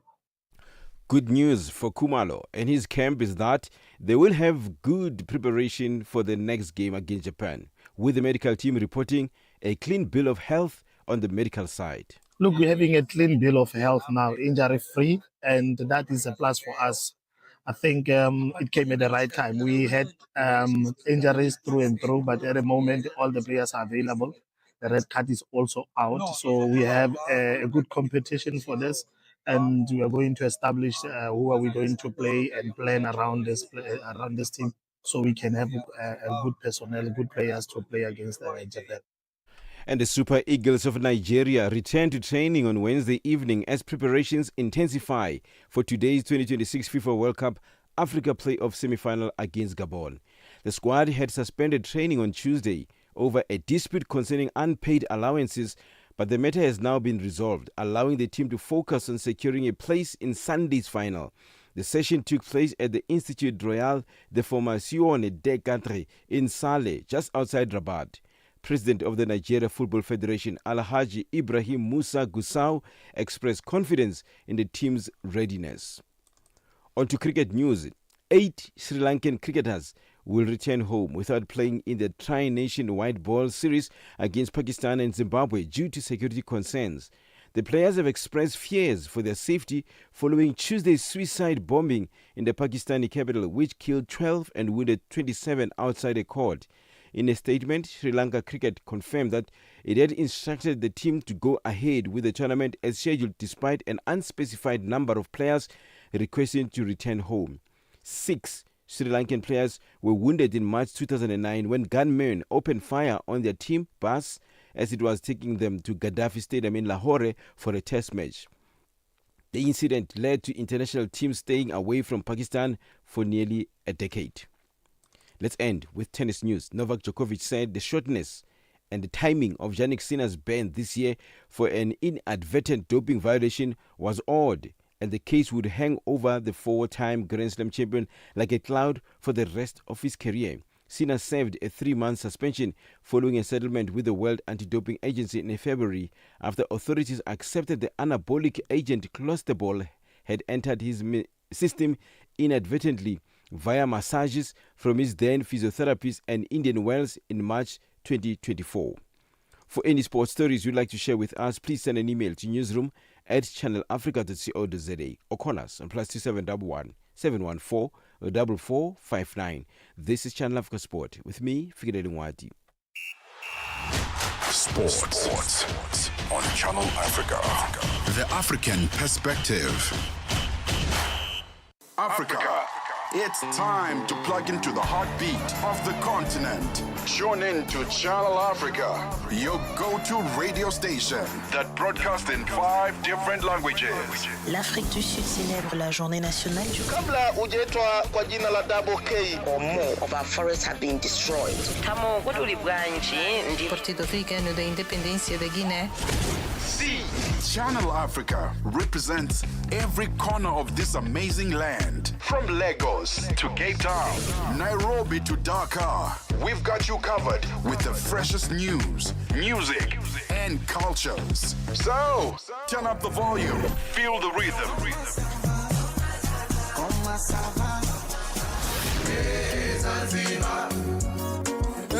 And join the conversation. Channel Africa, the African perspective. Channel Africa, the African perspective. And it's time now on Channel Africa's Rise and Shine to find out what's been happening in the world of business, economics, and commerce. And at the business desk is Nosipo Zuma. Good morning. Business news on Channel Africa, the African perspective. Thank you, Peter. Good morning. In your business news this hour, South Africa's Finance Minister Nkokodongwane says for the first time in a decade, power utility Eskom has recorded a profit in few days of power cuts. He, however, says the escalating municipal debt poses a risk to the power utility's improved financial performance. This year, Kotongwane tabled the 2025 medium-term budget policy statement in Parliament yesterday.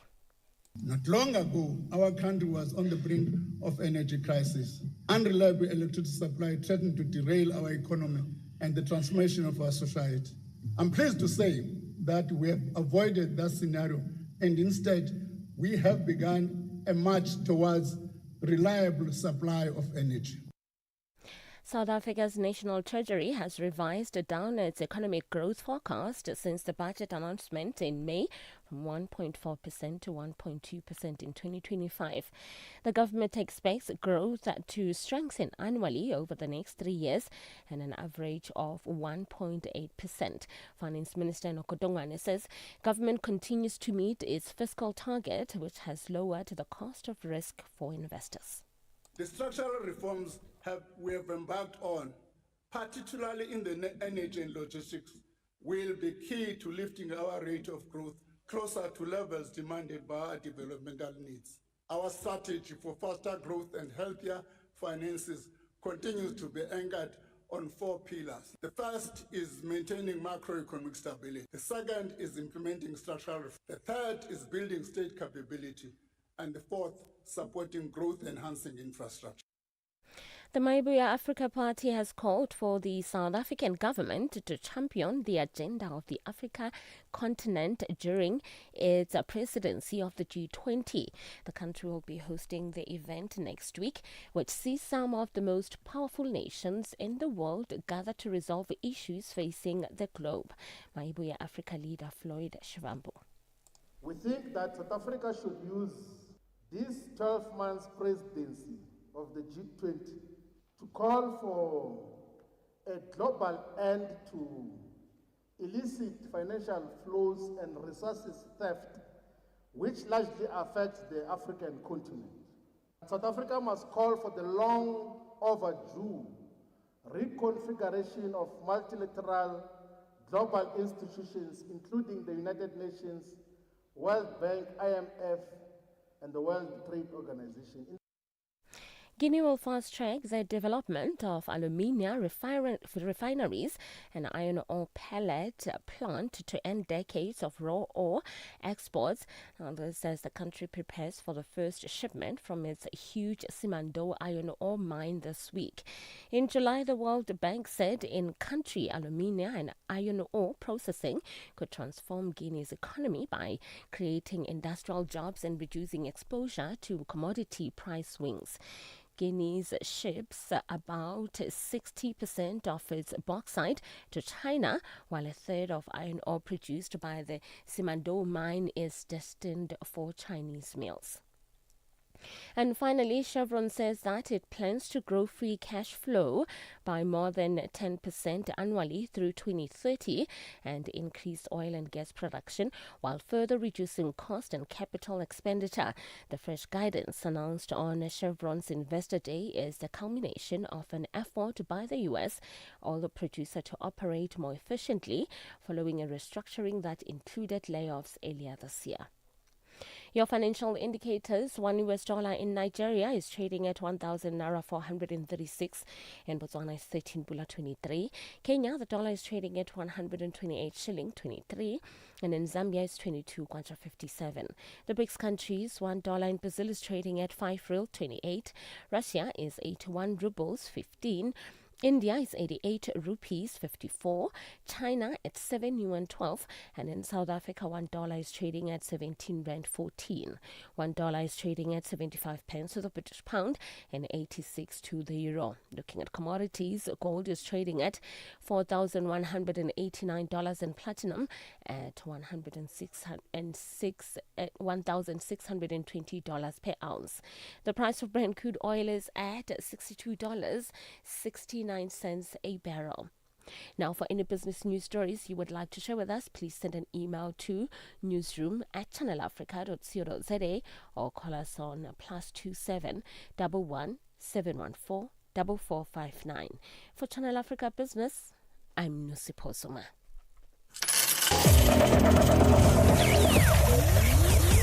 Business News on Channel Africa. The African Perspective.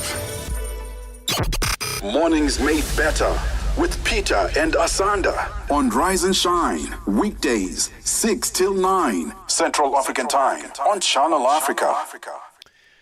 A new joint venture between TRT Manufacturing and Trade Depot has been launched with the aim of boosting Africa's industrial capacity and trade under the African Continental Free Trade Area.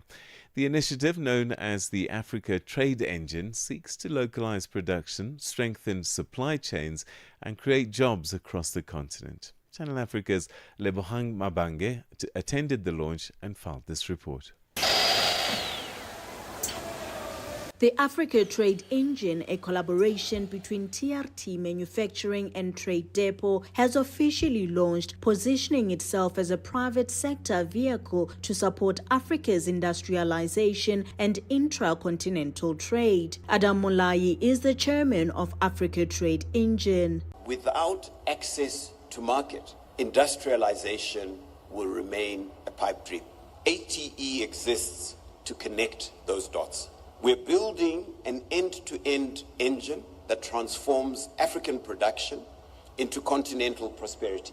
From product design, contract manufacturing, and data-driven scheduling, all the way to distribution and last-mile market access. Molai says the venture is designed to close gaps between production and market access, a challenge that continues to limit Africa's growth potential. ATE is a vehicle to commercialize African production, localize value, and democratize access to markets for African manufacturers, large and small alike. I've always been a fervent believer that Africa will only develop once we create our own models of collaboration. When we begin to see one another not as competitors, but as partners in progress. The company plans to establish regional manufacturing and logistics hubs across the continent, linking production centers from South Africa to West Africa. ATE's Chief Executive Officer, Kachi Izukane, says the model is aimed at decentralizing manufacturing and bringing production closer to demand. Our two biggest markets today are Nigeria and South Africa. Also the two biggest economies on the continent. But in general, we look at Nigeria as a hub for West Africa, and so we look at other markets within that region, everywhere from Benin through Ghana all the way to Senegal. And in South Africa, we look at South Africa as the hub for SADC. Off the back of that, the rest of the continent, East Africa, Central Africa, and so on. We find that distribution works best when production is close by. The venture was conceptualized following the COVID-19 supply chain crisis, which exposed Africa's vulnerability to external markets. During a tour of one of the facilities, a factory guide explained how products are processed under different client models. 98% of the products that we pack in our production area, they're actually manufactured here. The other 2%, some of our clients, they give us the bulk, we just pack. So currently we are operating on two main models. The first one is what we call a free-issue model, where the client gives us everything. We just convert and then give them as finished products. And then on the other model, we call it a fully sourced model, where we buy everything and then give the clients the finished goods. The initiative aligns with the objectives of the African Continental Free Trade Area, which aims to increase intra-African trade and reduce dependence on imports. Secretary General of AfCFTA, Wamkele Nene, says Africa must act swiftly to industrialize and diversify its economies. The establishment of Africa Trade Engine could not be more timely. It comes at a moment when Africa must accelerate industrial development to create jobs, to reduce poverty, and more importantly, to reduce reliance on third country markets outside of the African continent.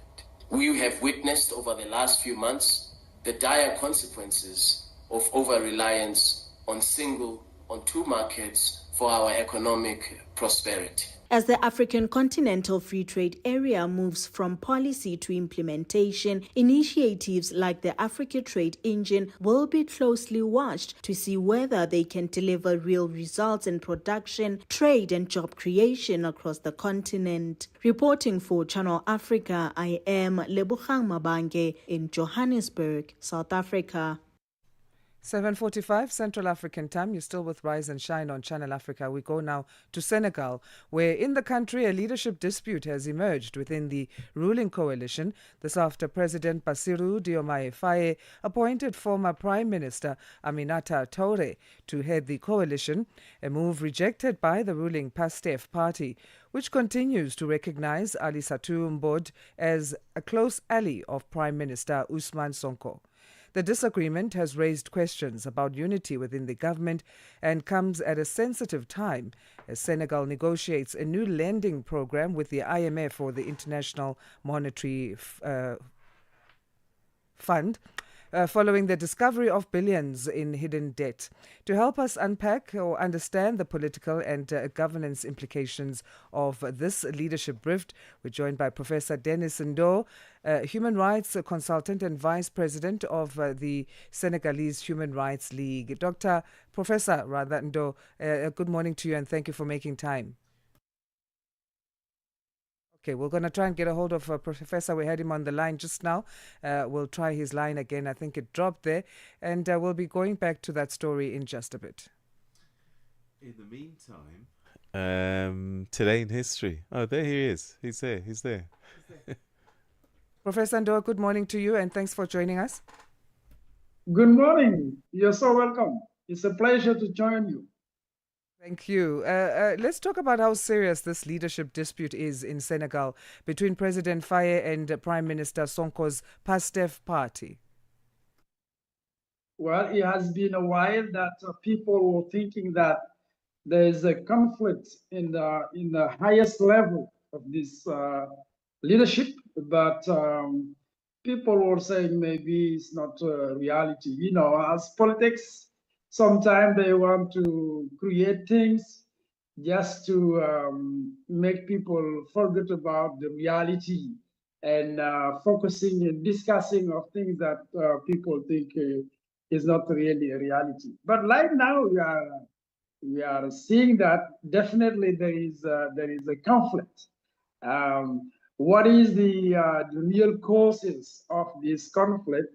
We really don't know because none of them, either the president or the prime minister, didn't really say that this is my problem. We understand that a few months ago, the prime minister was saying that there is a lack of authority in the country for the simple reason that the judicial system, the way it's working, it looked like it's like the former regime, the way it was working, which means there's no really real social justice, because as you remember in 2021 up to 2024, we have been doing many talk shows with you guys about the trouble that we were having, political trouble. But we realized that things didn't go really well. We can say that our democracy is strong in only one level. That level is that why we are having a mirror as a democracy in West Africa is that every time we're supposed to do election, we go forward and do the election. This is one of the key words of democracy. But the real democracy is not only having election. It is having election, but having the rule of law, having the freedom of expression, and none of that we are seeing it right now. As you remember, whenever the president come to power, the first thing he has done was to make sure we have the summit of the justice judicial system by calling NGO who are working in human rights, by calling those who take care of prisoners, by calling the judges, by calling the lawyers, by calling the former detained people. So everyone was there to think during a few days about how can we make our judicial system more strong. Unfortunately, all those thinking that we have done are still laying down somewhere to the White House, and we are still waiting for the result. By the meantime, the Prime Minister was really in a hurry to make sure that justice was have been done for those who lost their life during the period of 2021, 2024. But you remember, we have an amnesty law voted to the assembly after they come to power. This is the reason why they were able to be elected as president and nominated as a prime minister. But the reality is the prime minister wants to become a president as quick as possible and as soon as possible. Unfortunately, even though he wanted to become a president, there is a law saying that in our constitution, the term of the president is 5 years. So normally, there is no way we should do a presidential election until 2029, unless the president himself decided to resign. Right. And if this is the case, then we have to, if this is the case, we have to, unfortunately, to organize new election. And right now, we cannot organize new election because the term should be ended in 2029. Yeah. So, this is the real question. Are we going to anticipate election? We don't know because the president didn't show any way in his way of ruling this country that he wanted to resign. He is doing things properly the way he's supposed to do it. Unfortunately, the members of his party, they are very in a hurry. They want him to, So, to step Professor, down. I mean, go ahead. Of West Africa's most stable democracies. So, with these growing tensions or signs of growing tensions with Sonko's cap, can that threaten the stability and of the country, or is it just part of normal political adjustment? You say or see it as a judicial issue? Absolutely. The main issue is judicial issue because right now, Usman Sonko is not allowed to become a candidate from 2029 because of all his law issue that he has, have been going through. First of all, is a defamation thing, and then there was another thing with Ajisa that and he has many things, and he wanted to go to the Supreme Court to see if he can through the rubber array to make sure that he can come back on track. Unfortunately, that didn't happen. But he's saying recently in his gathering of people of his party, saying that we should to revise, that court decision. But as you know, you cannot revise a court decision if you don't have a new reason you can put on the table. And to us, I mean, if you look at it, there is no new reason. He's saying that he's detaining a report. Normally, that report should be coming from the president because all those reports coming from the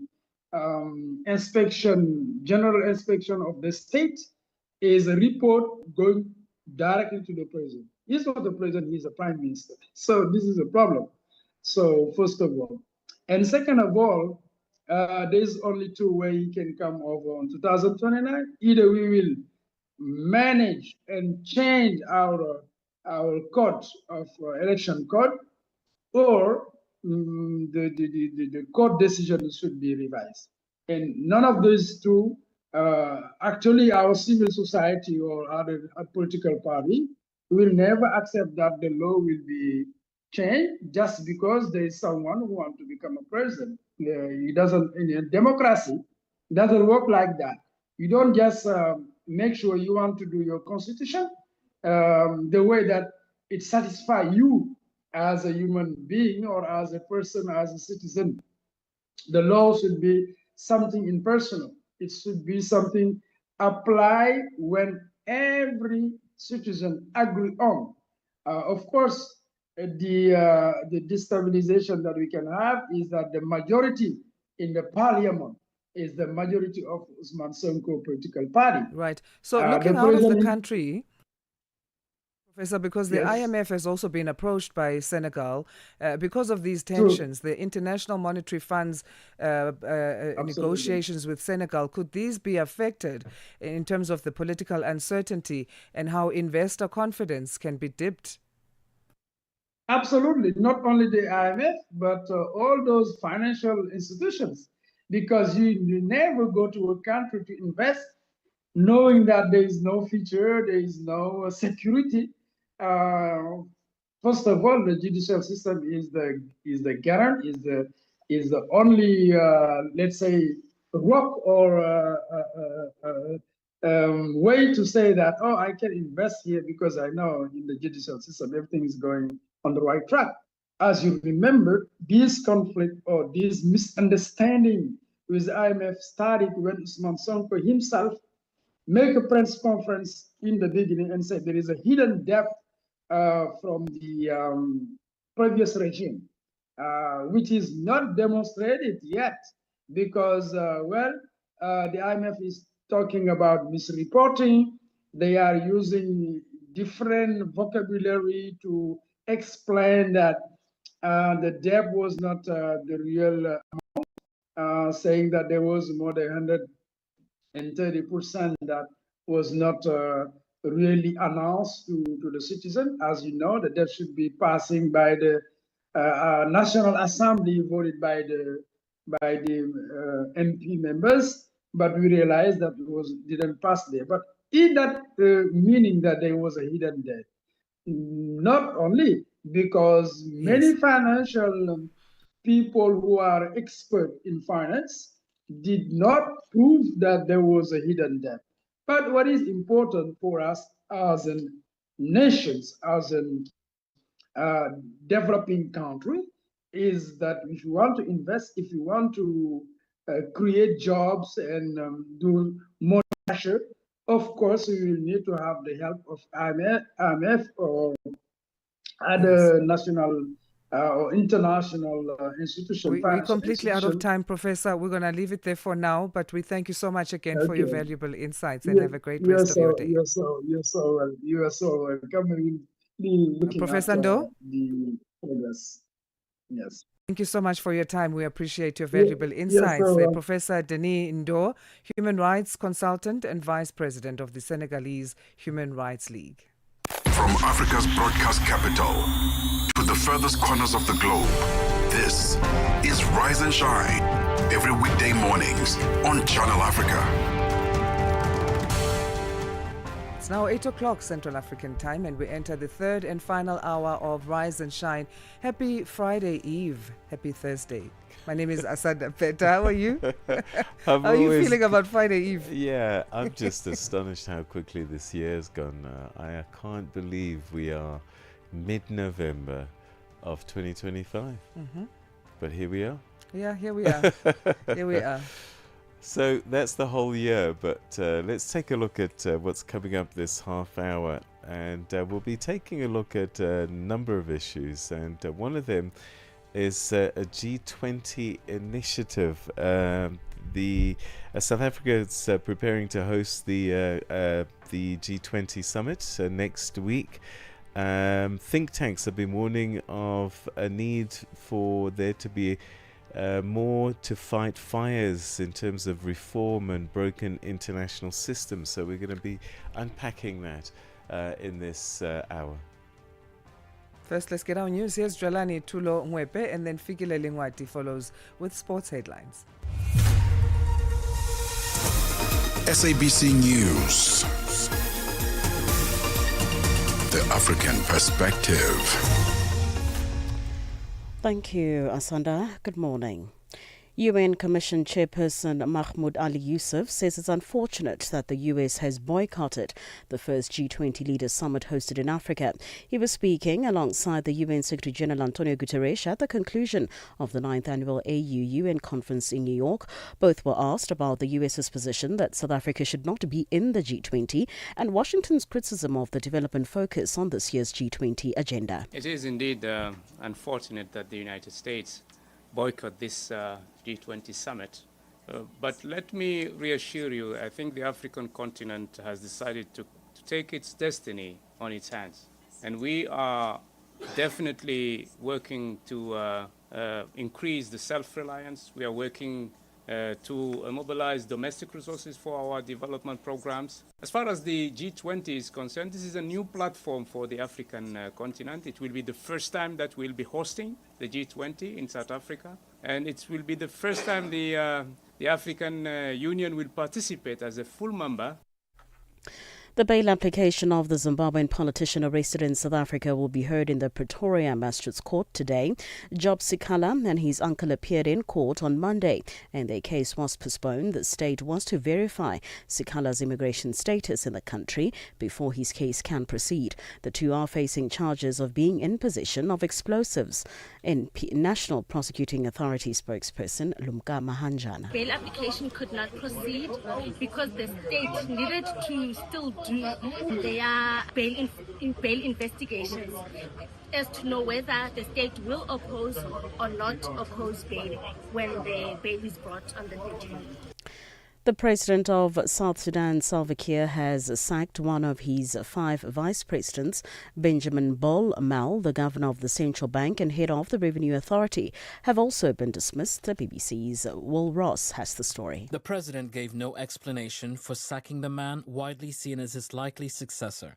The decision has heightened fears of renewed instability, coming just 2 months after a court in South Sudan charged First Vice President Riek Machar, President Salva Kiir's longtime rival, with murder, treason and crimes against humanity, which he denies. Elections have been postponed twice in 3 years as fighting between rival forces loyal to the two leaders intensifies. A peace deal in 2018 between the two ended a civil war that killed around 400,000 people, but left the country deeply divided. At least 6 people have died during a crowd crush at a military recruitment event in a stadium in Ghana yesterday. The tragic crush appeared to have been caused by an unexpected surge of applicants who breached security protocols and rushed into the gates. Thousands had turned up to Al Waq Stadium in the capital Accra with the hope of joining the military. Ghana has a youth unemployment rate of about 13%, and such recruitment events normally draw large crowds. Democrats in the U.S. House of Representatives have released emails from the late convicted sex offender Jeffrey Epstein that reference U.S. President Donald Trump. Trump has consistently denied any wrongdoing in relation to Epstein, saying allegations against him are a hoax. The BBC's Nomia Iqbal has the details. These documents appear to show Donald Trump mentioned several times by Jeffrey Epstein in correspondence with associate Ghislaine Maxwell and author Michael Wolff. In a statement by House Democrats, they say a redacted email from 2011 seems to show Epstein saying that Donald Trump spent hours at his house with a person who they claim was a victim of sex trafficking. House Democrats say in another email, Epstein states that Mr. Trump knew about the girls as he had asked Ghislaine to stop. She is serving a 20-year sentence for trafficking girls to Epstein. The Epstein files continue to be a political thorn in the president's side after he heavily campaigned on releasing the documents. For any news stories you would like to share with us, please do send an email to newsroom@channelafrica.co.za or call us on +27 11 714 4459. For Channel Africa News, I'm Jolani Tulo Wepe. SABC News. The African Perspective. In our sports headline, Jannik Sinner cruises past Alexander Zverev and progress into the last 4 of the ATP finals. Confident Amajimbo's coach backs his team to shine against Japan in the Under-17 World Cup last 16. I'll be back with these and other stories at the bottom of the hour. Wake up, Africa. Peter Ndoro and Asanda Beda are here to help you rise and shine. Weekdays, 6 till 9 a.m. Central African Time. Only on Channel Africa. Oh. Okay, now South Africa's Finance Minister Enoch Godongwana says that government finances are improving, debt is stabilizing, and economic reforms are starting to take hold. But he warns that stronger growth is still needed to create jobs and reduce poverty. Delivering his medium-term budget policy statement in Parliament on Wednesday, Godongwana told MPs that the country's inflation target will be reduced immediately to 3%. Dimakatso Lishuro has the details. Finance Minister Enoch Godongwana announced a major shift in monetary policy, lowering the inflation target on Wednesday. This comes months after the Reserve Bank said it was now targeting 3% in an effort to lower inflation expectations. Today, I announce a new inflation target for South Africa of 3% with a 1 percentage point tolerance band. The 1 percentage point band provides the flexibility to accommodate unexpected inflationary shocks. The short-term fiscal cost of lower target, which include nominal GDP and revenue growth, will make achieving fiscal targets more challenging. Yet, the long-term benefits of taking this step far outweigh this cost.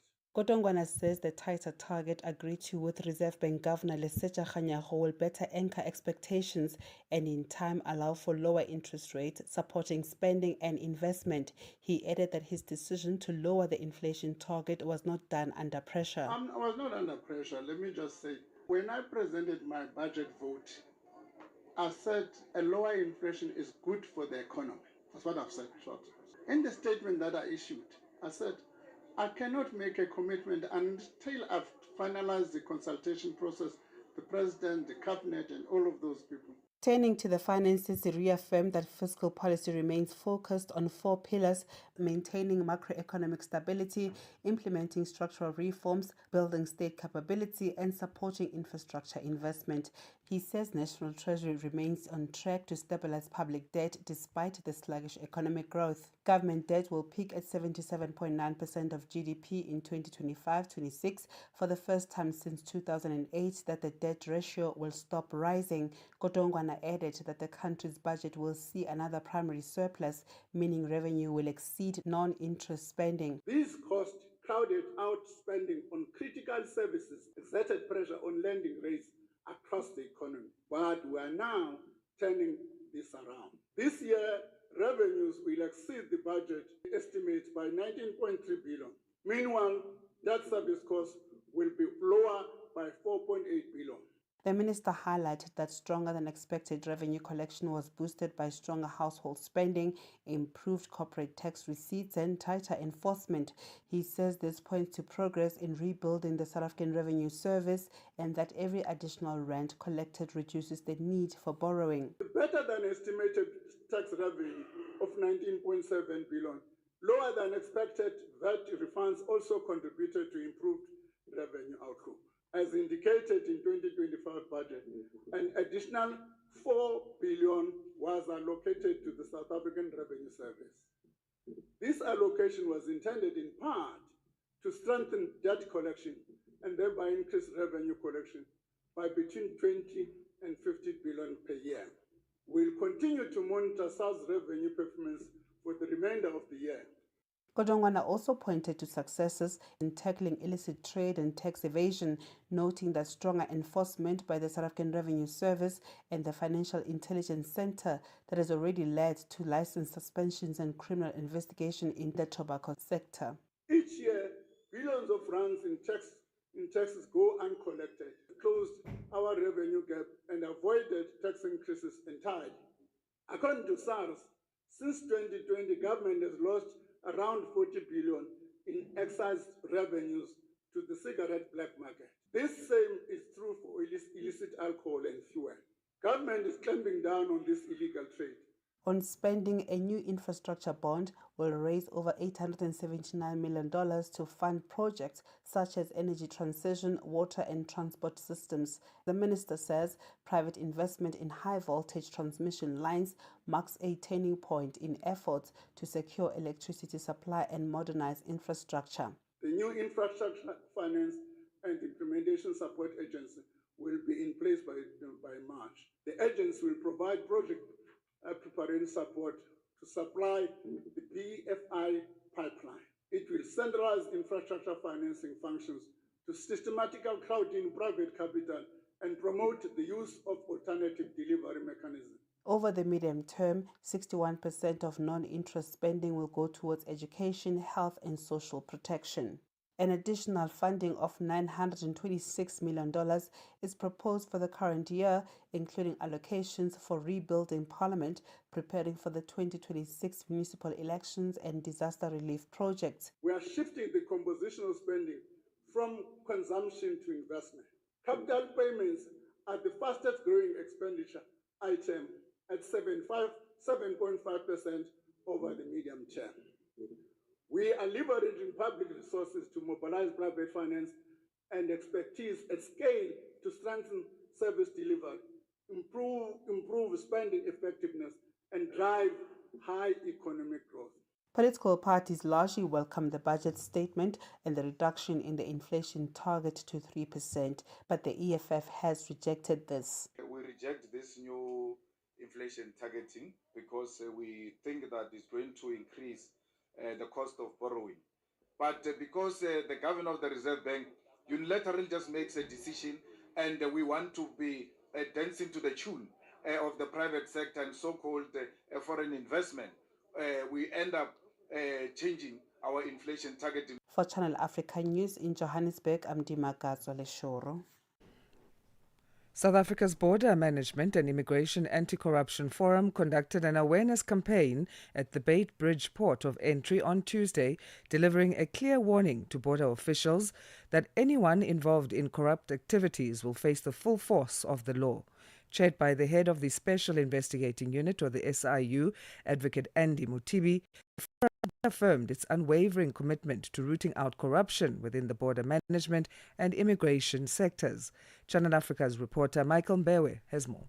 The BMIACF is a South African multi-stakeholder forum established to target corruption in the border management and immigration. It was officially launched on 25th March 2025 in Pretoria under the aegis of the Special Investigating Unit and the Border Management Authority, with the Department of Home Affairs also playing a leading role.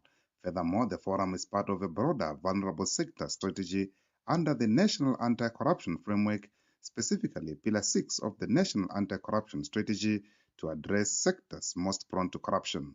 During the multi-stakeholder event at the Beitbridge port of entry, BMA Commissioner Dr. Michael Masiapato underscored the importance of collaboration across all ports of entry, emphasizing Beitbridge's strategic significance. Colleagues, we are meeting here in Beitbridge. We do know that in the bigger scheme of things, there are 71 ports that we are actually operating at. But Beitbridge, as you know, is one of the biggest in the ecosystem, one of the biggest entry-exit point to the north-south corridor to the continent, and on that basis we have chosen this particular port for the purposes of this particular awareness session. So on that basis, we just want to indicate, colleagues, that we need to make sure that we work together with the rest of the stakeholders to make sure that at least we are able to deal with possibilities where some of us end up finding themselves on the other side.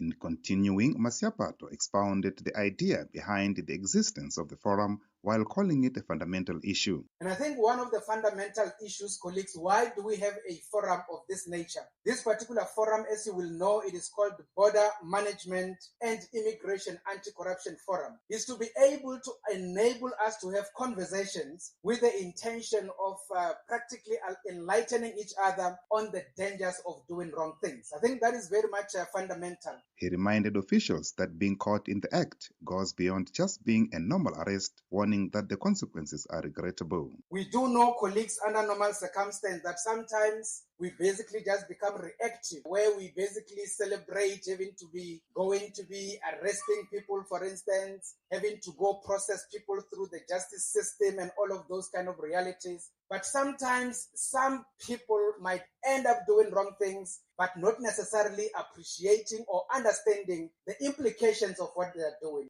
He further reminded officials that when the time comes, they should not be caught off guard, as they have already been clearly informed about the consequences of engaging in corruption. We at least need to justify our hearts and ourselves so that even if in some essence or some activity we ultimately have the Hawks visiting Beitbridge or visiting any of the other ports to come and escort out some of the officials that might have done things that they should not have done. They should at least know that we did have this forum. We did alert to say, do not do that, because it is going to be a very sad reality in that particular instance. He then explained the origins of the forum, something he's fairly pleased with. This is something that we fairly appreciate. This is something that had actually been almost in processing. I remember in 2023, just 2 weeks after the establishment of the Border Management Authority on the 1st of April 2023, I had a conversation with Advocate Mutibi on the basis that we needed to also have some kind of a forum for the purposes of looking at the border environment, but also looking at the broader issues of immigration. Offenders who have been convicted of acts of corruption and are currently serving sentences were invited to share their regrettable experiences with their prison regalia on, calling upon officials to serve with integrity to ensure they do not find themselves in correctional facilities.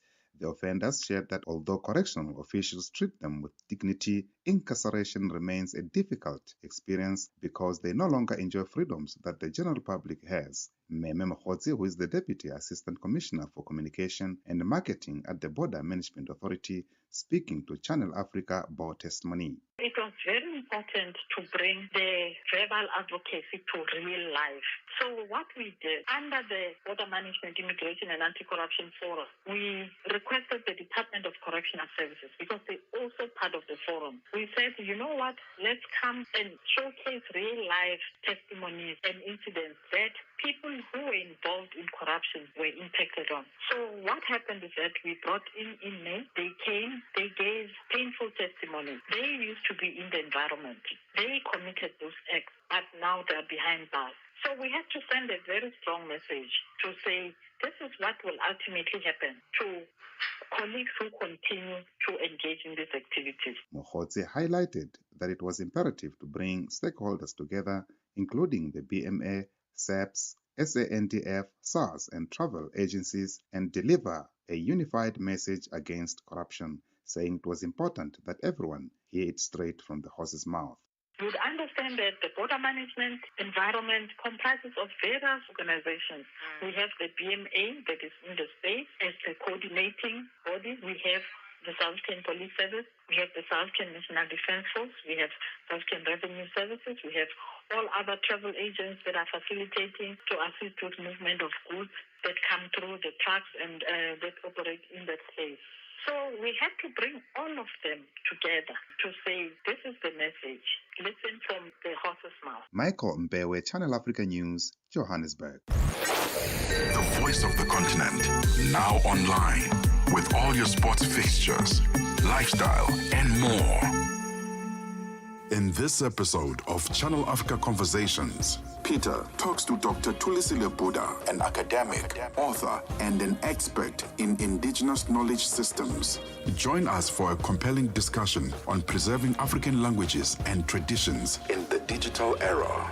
Dr. Thulisile unpacks the role of educators, explorers, and how technologies like AI can support cultural preservation, and challenges us to rethink how we honor African heritage. You can find the episode on YouTube, SABC Plus, and on our website, channelafrica.co.za. This episode is a must-listen for educators, creators, and change makers across the continent. Channel Africa, the African perspective. Start your day right with Channel Africa Breakfast. That smells delicious. Live, 5 days a week. Democracy and human rights in East Africa are once again under scrutiny, from Tanzania's disputed elections and Uganda's violent crackdown on the opposition to Kenya's own struggles with police brutality during protests. To unpack what these developments mean for the region, Channel Africa's Nairobi correspondent Daniel Ominde spoke to Kenyan human rights defender Mwanse Ahmed. In recent months, East Africa has witnessed growing concerns about democracy and human rights, from opposition candidates being barred in Tanzania's just concluded elections to violent crackdowns in Uganda and the use of force against peaceful protesters there in Kenya. As the region heads into another election cycle, questions are being posed about the future of civic space and accountability. The human rights defender Manasseh Ahmed help us unpack the state of democracy and human rights in East Africa. Just starting us off, looking at the recent events, one, we just concluded the elections period in Tanzania. We've seen opposition candidates, the main ones, being barred from that elections. After that, there was the follow-up aftermath with violent crackdowns against protesters in Tanzania. We've also seen violent crackdowns in Uganda and the use of lethal force against protesters in Kenya that happened last year during the anti-finance bill demonstration, but also even during this year, during the protests against police brutality and the Saba Saba protest. Many observers looking at East Africa believe that the region is experiencing democratic regression. From where you sit, what does it say about the current state of democracy and civic space in our region? Thank you. I think the first thing is just to be clear that I would not call what happened in Tanzania an election. An election requires there to be a free and fair civic space and participation from also opposition. So to answer your question more broadly, I would say that the freedoms that all of us enjoy today, the evasive freedoms that have been so fought for historically over periods of, from colonialism, for multi-party democracy, for our constitution, and that's from a Kenyan perspective. Those are very quickly slipping away, both through the suspension of rule of law, the suspension of the constitution and neglect to rule of law, and complete impunity for the perpetrators of crime and those who do violate the laws that are meant to be guiding our civic space and our democracy. We're seeing patterns being carried across borders, and we're seeing a lot of collaboration between these authoritarian regimes and rulers for many, many, many years has been murdering, disappearing, torturing dissent, holding people on trumped up charges, some of which are never seen again. We see the judiciary not working effectively. What happened in Tanzania, where you saw ballot stuffing, you saw pre-stuffed ballots in favor of Samia being transported, you saw empty polling stations, observers not being accredited and allowed entry and allowed access, and being kicked out of the polling stations for those who got there, some being intimidated from military. We saw no media being accredited to come in, internet shutdowns, blackout, and a complete lie, because there's no way, if you look historically at the voting numbers from Tanzania, that Suluhu got 32 million votes when nobody was voting, and there's 37 million registered voters, and you could see the polling stations were empty. And if you compare those who have won in past elections and how the vote's been divided, it was clear that that was impossible. In this context, we have regional frameworks like the East Africa Community and the Africa Charter for Democracy, elections and governance. Yet, these violations keep happening. Why do you think regional institutions have been so silent or even ineffective in holding member states accountable for human rights abuses?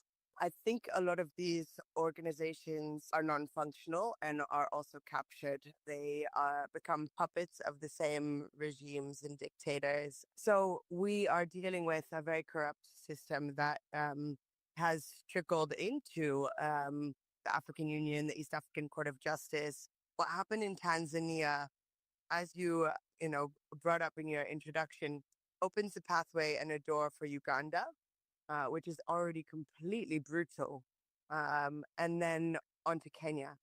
And if this is allowed, it sets a really bad precedent, and none of us are willing to stand by and allow that to happen. The struggle for democracy and human rights in East Africa is far from over. But as Manasseh Ahmed reminds us, silence is never an option. Daniel Ominde, reporting for Channel Africa from Nairobi. Aliko Dangote, the Nigerian billionaire and Africa's most popular businessman, has signed several deals with the Zimbabwean government following his response to the invitation by President Emmerson Mnangagwa. Dangote, whose net worth stands at 25 billion US dollars, flew into Zimbabwe on Wednesday to explore opportunities in the country's cement and energy sectors, nearly a decade after a similar investment plan failed to materialize in 2015. John Kassim filed this report from Zimbabwe. Aliko Dangote, Africa's most wealthy and popular businessman, has put ink to several deals with the Zimbabwean government. This came after an invitation by President Emmerson Mnangagwa for Africa's wealthiest men to invest. Dangote's visit came as a surprise, as in 2015 he had an attempt to invest in Zimbabwe, but he returned empty-handed. According to him, the environment then was not transparent, hence his return and signing of new deals. Coincidentally, Dangote's visit occurred just after the government reduced and scrapped several fees for business licenses and permits. This has made the country one of the most favored countries for investment. Meanwhile, Dangote signed deals that will enable him to help construct a new petroleum pipeline to Namibia, where Zimbabwe will receive Nigerian oil. In July, Reuters reported that Dangote Petroleum Refinery, one of the group's subsidiaries, intended to build storage tanks in Namibia with a capacity of at least 1.6 million barrels of gasoline and diesel to supply refined fuel to Southern Africa. Dangote, who is into cement, will establish cement and fertilizer plants. While his government officials did not say anything, Dangote himself revealed details of the new deals worth more than 1 billion US dollars. This makes his investment deal in Zimbabwe one of the most lucrative since the coming in of President Emmerson Mnangagwa.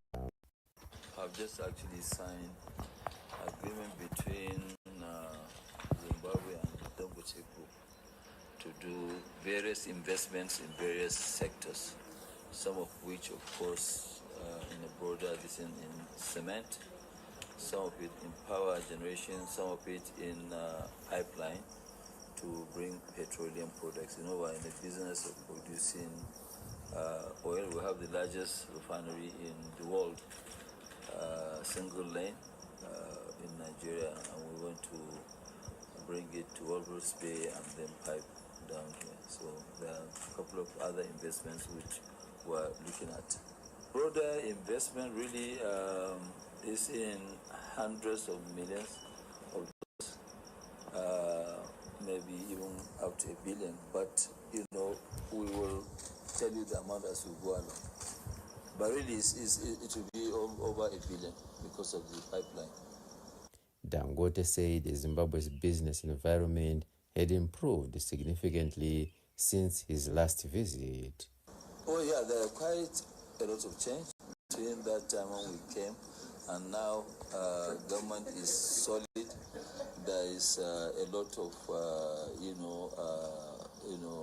transparency, and also when you look at what His Excellency has actually done in terms of turning the economy around. That really gave us the confidence that, look, this is the right time for us to come and invest.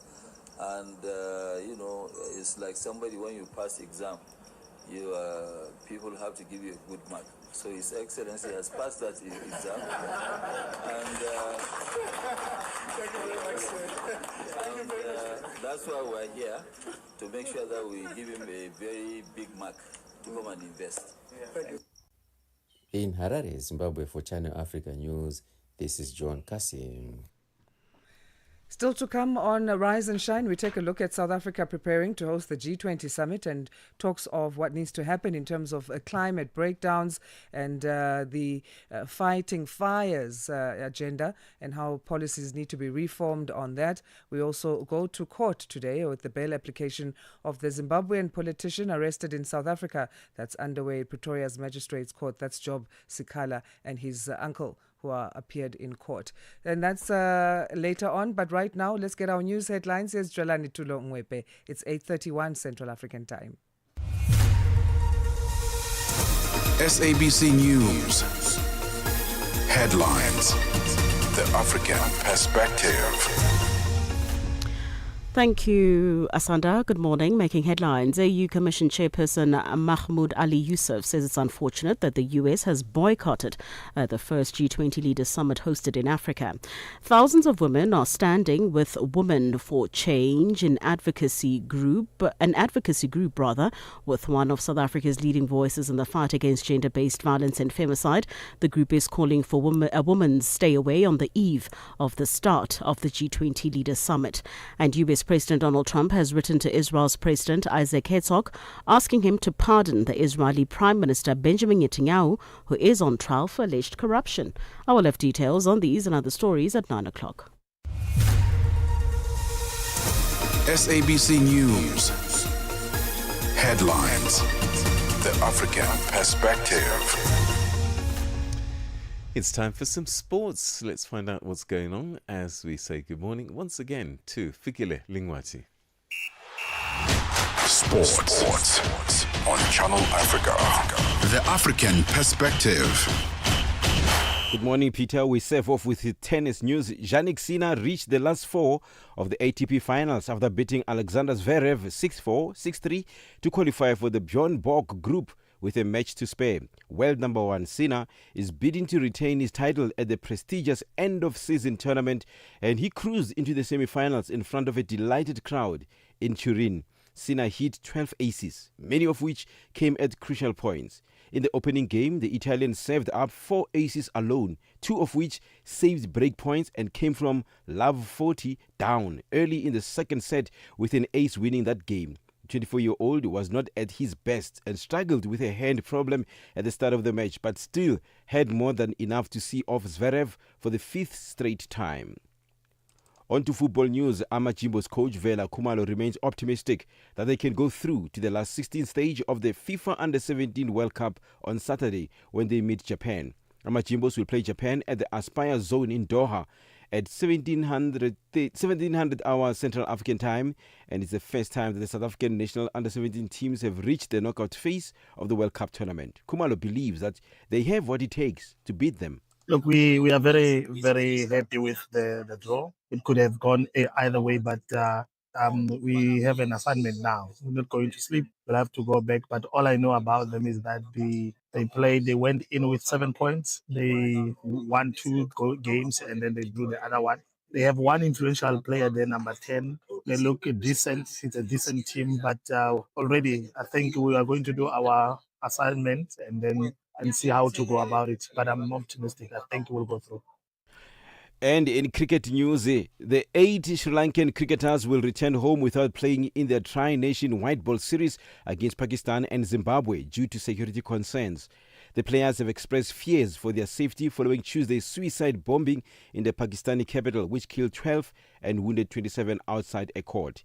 In a statement, Sri Lanka Cricket confirmed that it had instructed the team to go ahead with the tournament as scheduled, despite an unspecified number of players requesting to return home. For any sports stories you would like to share with us, please send an email to newsroom@channelafrica.co.za or call us on +2711 714 4459. This is Channel Africa Sport with me, Fikile Lingwati. Sports on Channel Africa. The African Perspective. Wake up with gratitude, hope, and the African spirit. Channel Africa, now easier to access than ever before. WhatsApp us on +27 63 406 9126. Es-tu préoccupé par quelque chose? Es-tu passionné par les questions qui comptent? As-tu une voix qui mérite d'être entendue? Eh bien, nous avons la plateforme parfaite pour toi. Téléphone-nous ou fais-nous un WhatsApp au +27 66 408 87 42 et nous te rappellerons. Sois dans la conversation. Salut Channel Africa, ici Beno le diamant rouge et Binal Sport depuis le Cameroun, le pays des lions. Voilà. Sois dans la conversation. Il ne s'agit pas seulement de parler, mais c'est ta chance d'exprimer ton point de vue, de partager tes opinions et de t'engager avec une communauté qui valorise ton avis. Suivez-nous sur les réseaux sociaux, visitez notre site www.channelafrica.co.za et préparez-vous à partager vos points de vue sur Channel Africa, la perspective africaine. Be inspired. Stay informed. Channel Africa, the beauty of life. Now available anytime, anywhere with our new app. Let's check in with what's happening with the world of business. We say good morning now to Nosipho Zuma. Business news on Channel Africa. The African perspective. Thank you, Asanda. Good morning. In your business news this hour, South Africa's Finance Minister Ndoro Dongane says for the first time in a decade, power utility Eskom has recorded a profit and few days of power cuts. He, however, says the escalating municipal debt poses a risk to the power utility's improved financial performance this year. Dongane tabled the 2025 medium-term budget policy statement in Parliament yesterday. Not long ago, our country was on the brink of energy crisis. Unreliable electricity supply threatened to derail our economy and the transformation of our society. I'm pleased to say that we have avoided that scenario, and instead, we have begun a march towards reliable supply of energy. A new study that Food Forward South Africa and the University of Cape Town commissioned has revealed a deepening food insecurity crisis in South Africa. High food prices have affected approximately 16 million people, especially female and youth-headed households. The study has identified the Eastern Cape province as the epicenter. Food Forward South Africa Managing Director Andy du Plessis says there's an urgent need for collective intervention.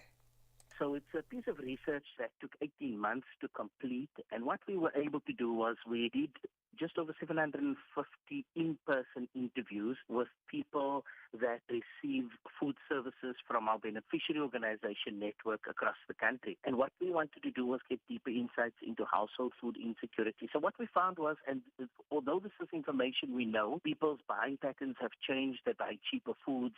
People are eating smaller meals so that the food can stretch.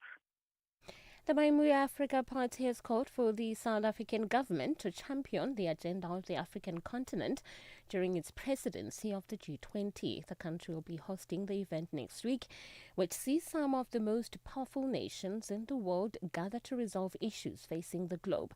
Maimu Africa leader Floyd Shivambu.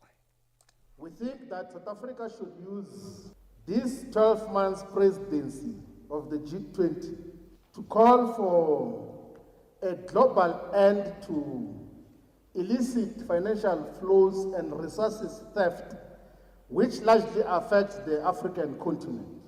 South Africa must call for the long overdue reconfiguration of multilateral global institutions, including the United Nations, World Bank, IMF, and the World Trade Organization. Senegalese bonds have plunged to fresh record lows, placing the West African nation into debt-distressed territory. The sovereign risk premium on Senegal's bonds over U.S. Treasuries widened to 1,077 basis points on Wednesday, which is the highest on record. Now, this is according to JP Morgan Chase & Co data. That places the country among other African issuers whose debt is trading at a near 1,000, seen as a marker of distress. Mozambique's spread is at 965 basis points, and Gabon's earlier this month traded above the threshold. And finally, oil prices have fallen for a second day as an industry report show rising crude inventories in the U.S., which reinforces concerns that global supply is more than ample to meet current fuel demand. Brent crude futures fell 3 US cents per cent to $62.69 a barrel after dropping $3.8 per cent in the previous session. U.S. West Texas Intermediate crude fell 5 cents to $58.44 a barrel, extending its 4.2% decline on Wednesday. Your financial indicators: $1 in Nigeria is trading at 1,000 naira 436. In Botswana is 13 pula 23. Kenya, the dollar is trading at 128 shilling 23. And in Zambia is 22 kwacha 57. The BRICS countries: $1 in Brazil is trading at 5 rul 28. Russia is 81 rubles 15.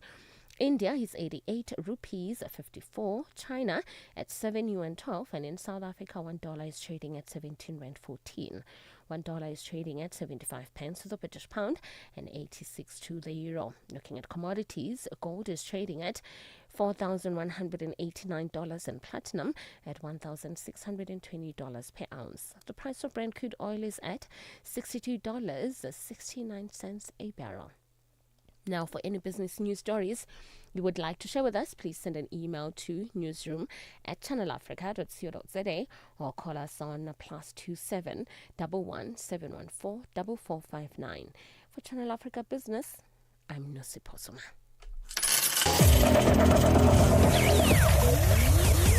Business news on Channel Africa. The African perspective. A fresh morning, a fresh perspective. Stay tuned to Rise and Shine on Channel Africa. As South Africa prepares to host the G20 summit, an international group of think tanks has warned the Group of 20 needs to do more than fight fires and reform the broken international system. It says the G20 has consistently failed to tackle the systemic inequalities driving rising debt, climate breakdown, and worsening economic insecurity since it was elevated to a leaders' forum in 2008, a major new independent assessment has found. The new report sets out how the forum that brings together the world's most powerful economies must do more to address the crises shaping everyday lives.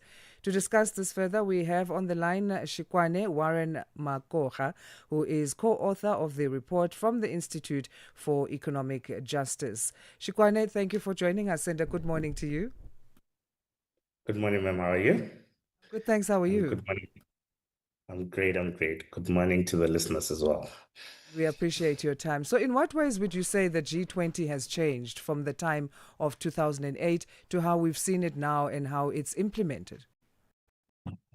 So I wouldn't necessarily say that much has changed fundamentally. It's really like drawing on its main mandate. So you'd remember that the G20 was formed essentially as an economic cooperation organization that really meant to solve and stabilize financial issues. And over time, bearing the acknowledgement of just how deeply embedded financial issues would affect other issues, other policy issues, then came in the introduction of the Shepherd Track, which then discusses much broader economic issues outside financial issues.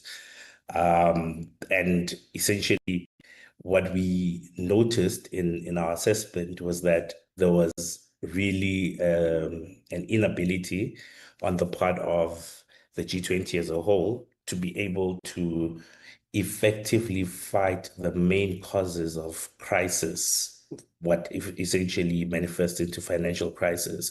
So there is very limited outputs that come in when thinking about what are the systematic causes of extreme inequality, high unsustainable debt levels, the climate challenge, and really more needs to be done in that regard.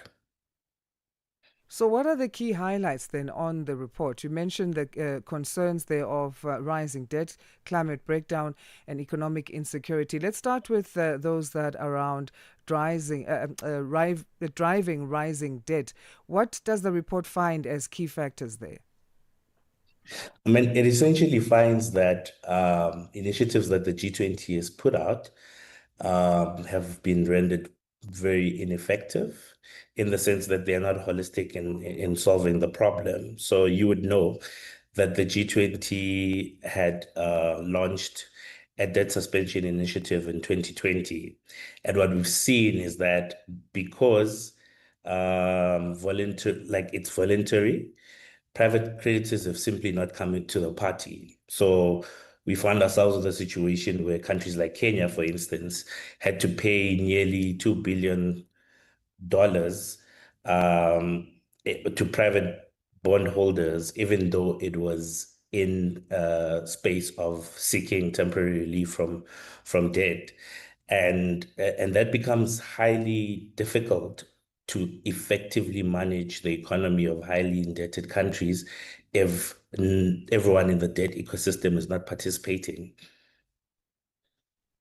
In terms of concerns around climate policies, climate change, climate agendas that come out of the G20 meetings, what are the concerns highlighted by this report? I mean, the concerns there is effectively the fact that while there's been strong commitments that are made by G20 nations that somewhat mirror some of the commitments made in COP and in the climate space, what we've effectively seen is that it's not consistent because then the very same nations invest trillions in supporting the fossil fuel industry, which effectively causes the climate crisis. So while there's like effectively big talk on like finding solutions, making commitments, we find that countries actually spend more in supporting the fossil fuel industry than they do in actually trying to mitigate the climate crisis. What should the G20 prioritize when it comes to the worsening economic insecurity that the report also cites as a concern? I mean, effectively, we need to be very intentional about like moving away from finding solutions that benefit financial institutions and different like corporate companies and literally look at what affects people on the ground, looking at the daily experiences of individuals and how you can shape policies that effectively like make change to daily life. So, what sort of opportunities does the G20 offer, particularly that it's the first time it's going to be on African soil and South Africa is hosting, besides what South Africa, I guess, will inherit in terms of those challenges and concerns? All right. So we need to think of South Africa as the fourth edition of a series of presidencies that have been in the global south. And what we have seen is that there was like a power shift because in the G20, there isn't like a secretariat. So really agendas are set by the country that is hosting. And what we've seen is that there's been like a shift since we've had Global South nations holding the presidency from Indonesia to India to Brazil and now in South Africa. And the hope that it provides is that some of the issues that are being highlighted in the report are somewhat finding themselves in the agenda in the South African presidency. Of course, we're noting that while we might be optimistic that like there would be like broader like detail into like policies that actually affect people, that there will be a fundamental shift next year. And maybe I'm preempting what you were going to ask, but with the G20 going to the US, some of the gains that have been seen in the global South leadership have a potential of seeing a regression. Shukwan, I wish we could talk more, but we are out of time. But thanks so much for your insights. We value them. Where can we get the report? Where is it available? All right. It is available. You can get the report at the Institute for Economic Justice website, and we are launching it publicly at the Civicus offices in Auckland Park in Johannesburg on the 9th, next week, Wednesday on the 19th. Okay. So would really like people interested to highly engage with us. Thanks again there. Shikwane Warren Makoha, who is co-author of the G20 at a Crossroads report. That's an international group of think tanks who say that we need to see more from the G20. They've raised some concerns. Coming up after Rise and Shine is On the Move, and Palisa is joining us now to tell us what we can, or a little bit of what we can expect. How are you this morning? Doing good. How are you guys? Good, thank you. Always good, especially on Friday Eve. I like that, calling it Friday Eve. Well, today on Friday Eve, we're going to start speaking about early childhood development. I think over the past couple of years, we've realized more and more just how important that pre-primary level of, education really is. So we're going to be finding out, how do we know when a child is truly ready for school, and what they should have achieved, or what kind of things they need to be ready for real school. So we'll speak about that in today's first hour. And in our today's Becoming feature, we speak about resilience, staying the course no matter the obstacles. And it sounds like that's something that's easy, but a lot of people really break down after really hard obstacles. It takes a lot to keep moving. That is hard. That is, oh my goodness. And sometimes you think you're on a trajectory, Yeah. then something pauses or pivots you, and you have to start all over again. And I mean, going. so many people give up when it's time to start all over again. And sometimes it feels like everything you do is just not working. True. We're trying to normalize the feeling, guys. Exactly. We've all gone through it, so no, it's normal. Fantastic. We look forward to that. Thank you. All right, that's On the Move after the 9 o'clock news. Gender-based violence is destroying lives and tearing communities apart. It happens in homes, in schools, at workplaces, and too often in silence.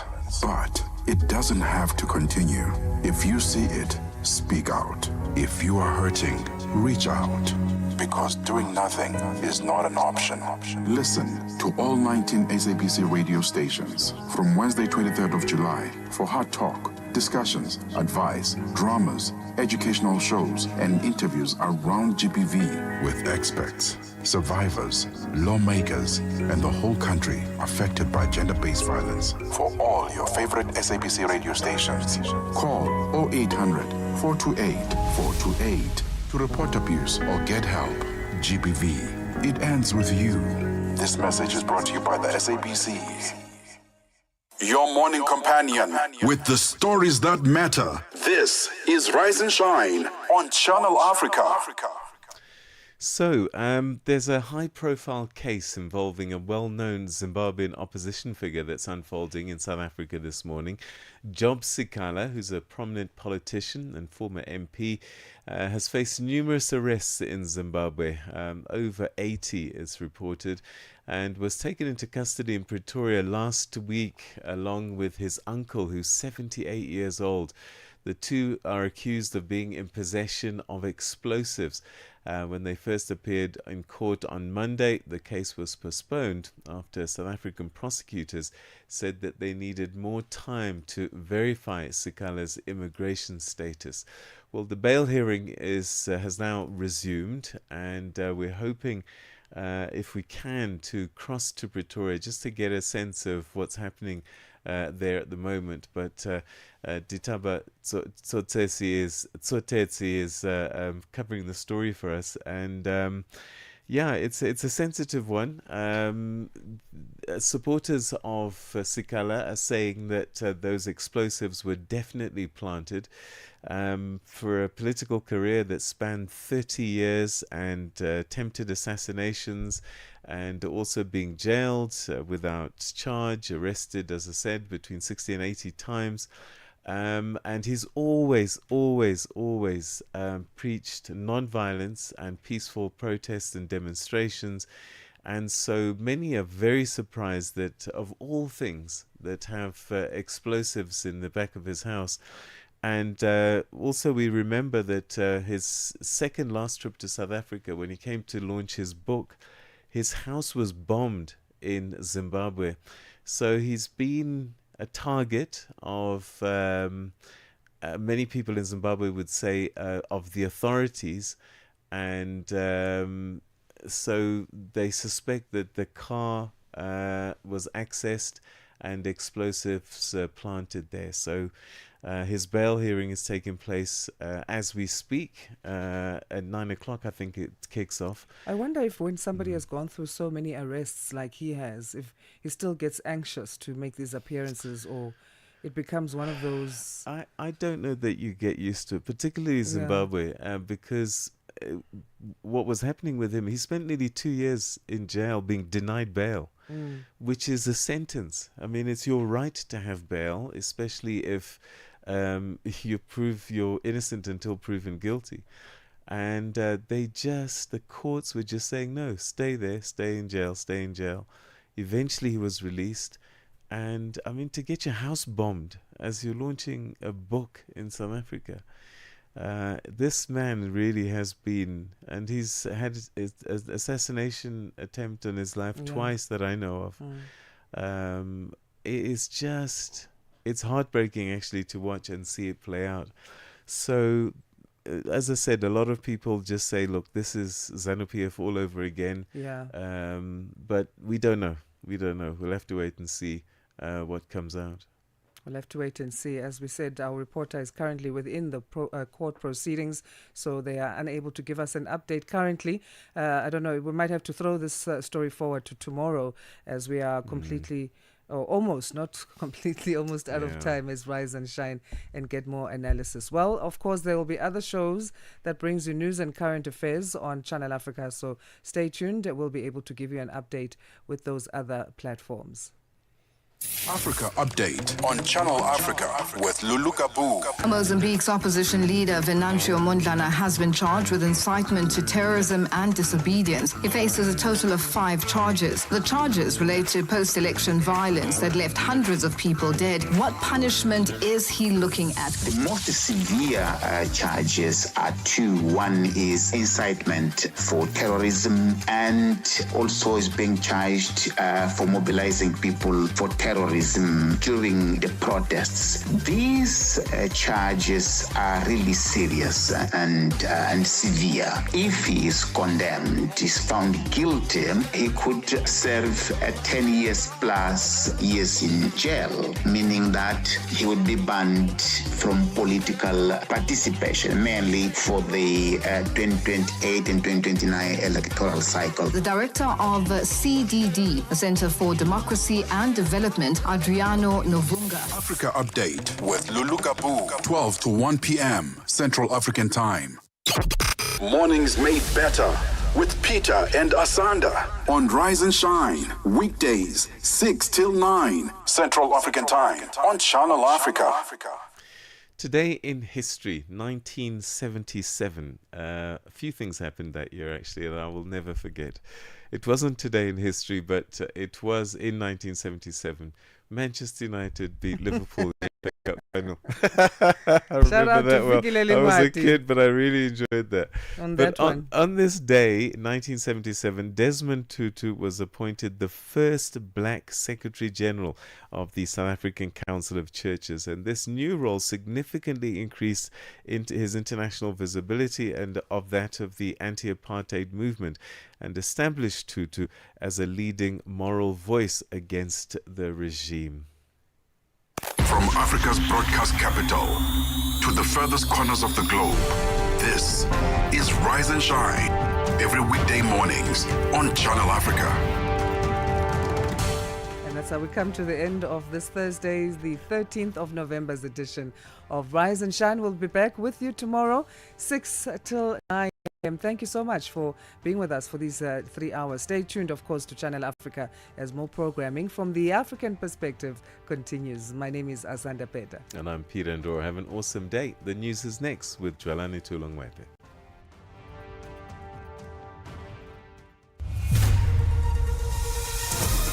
SABC News. The African perspective. Thank you, Peter. Top stories, Asaba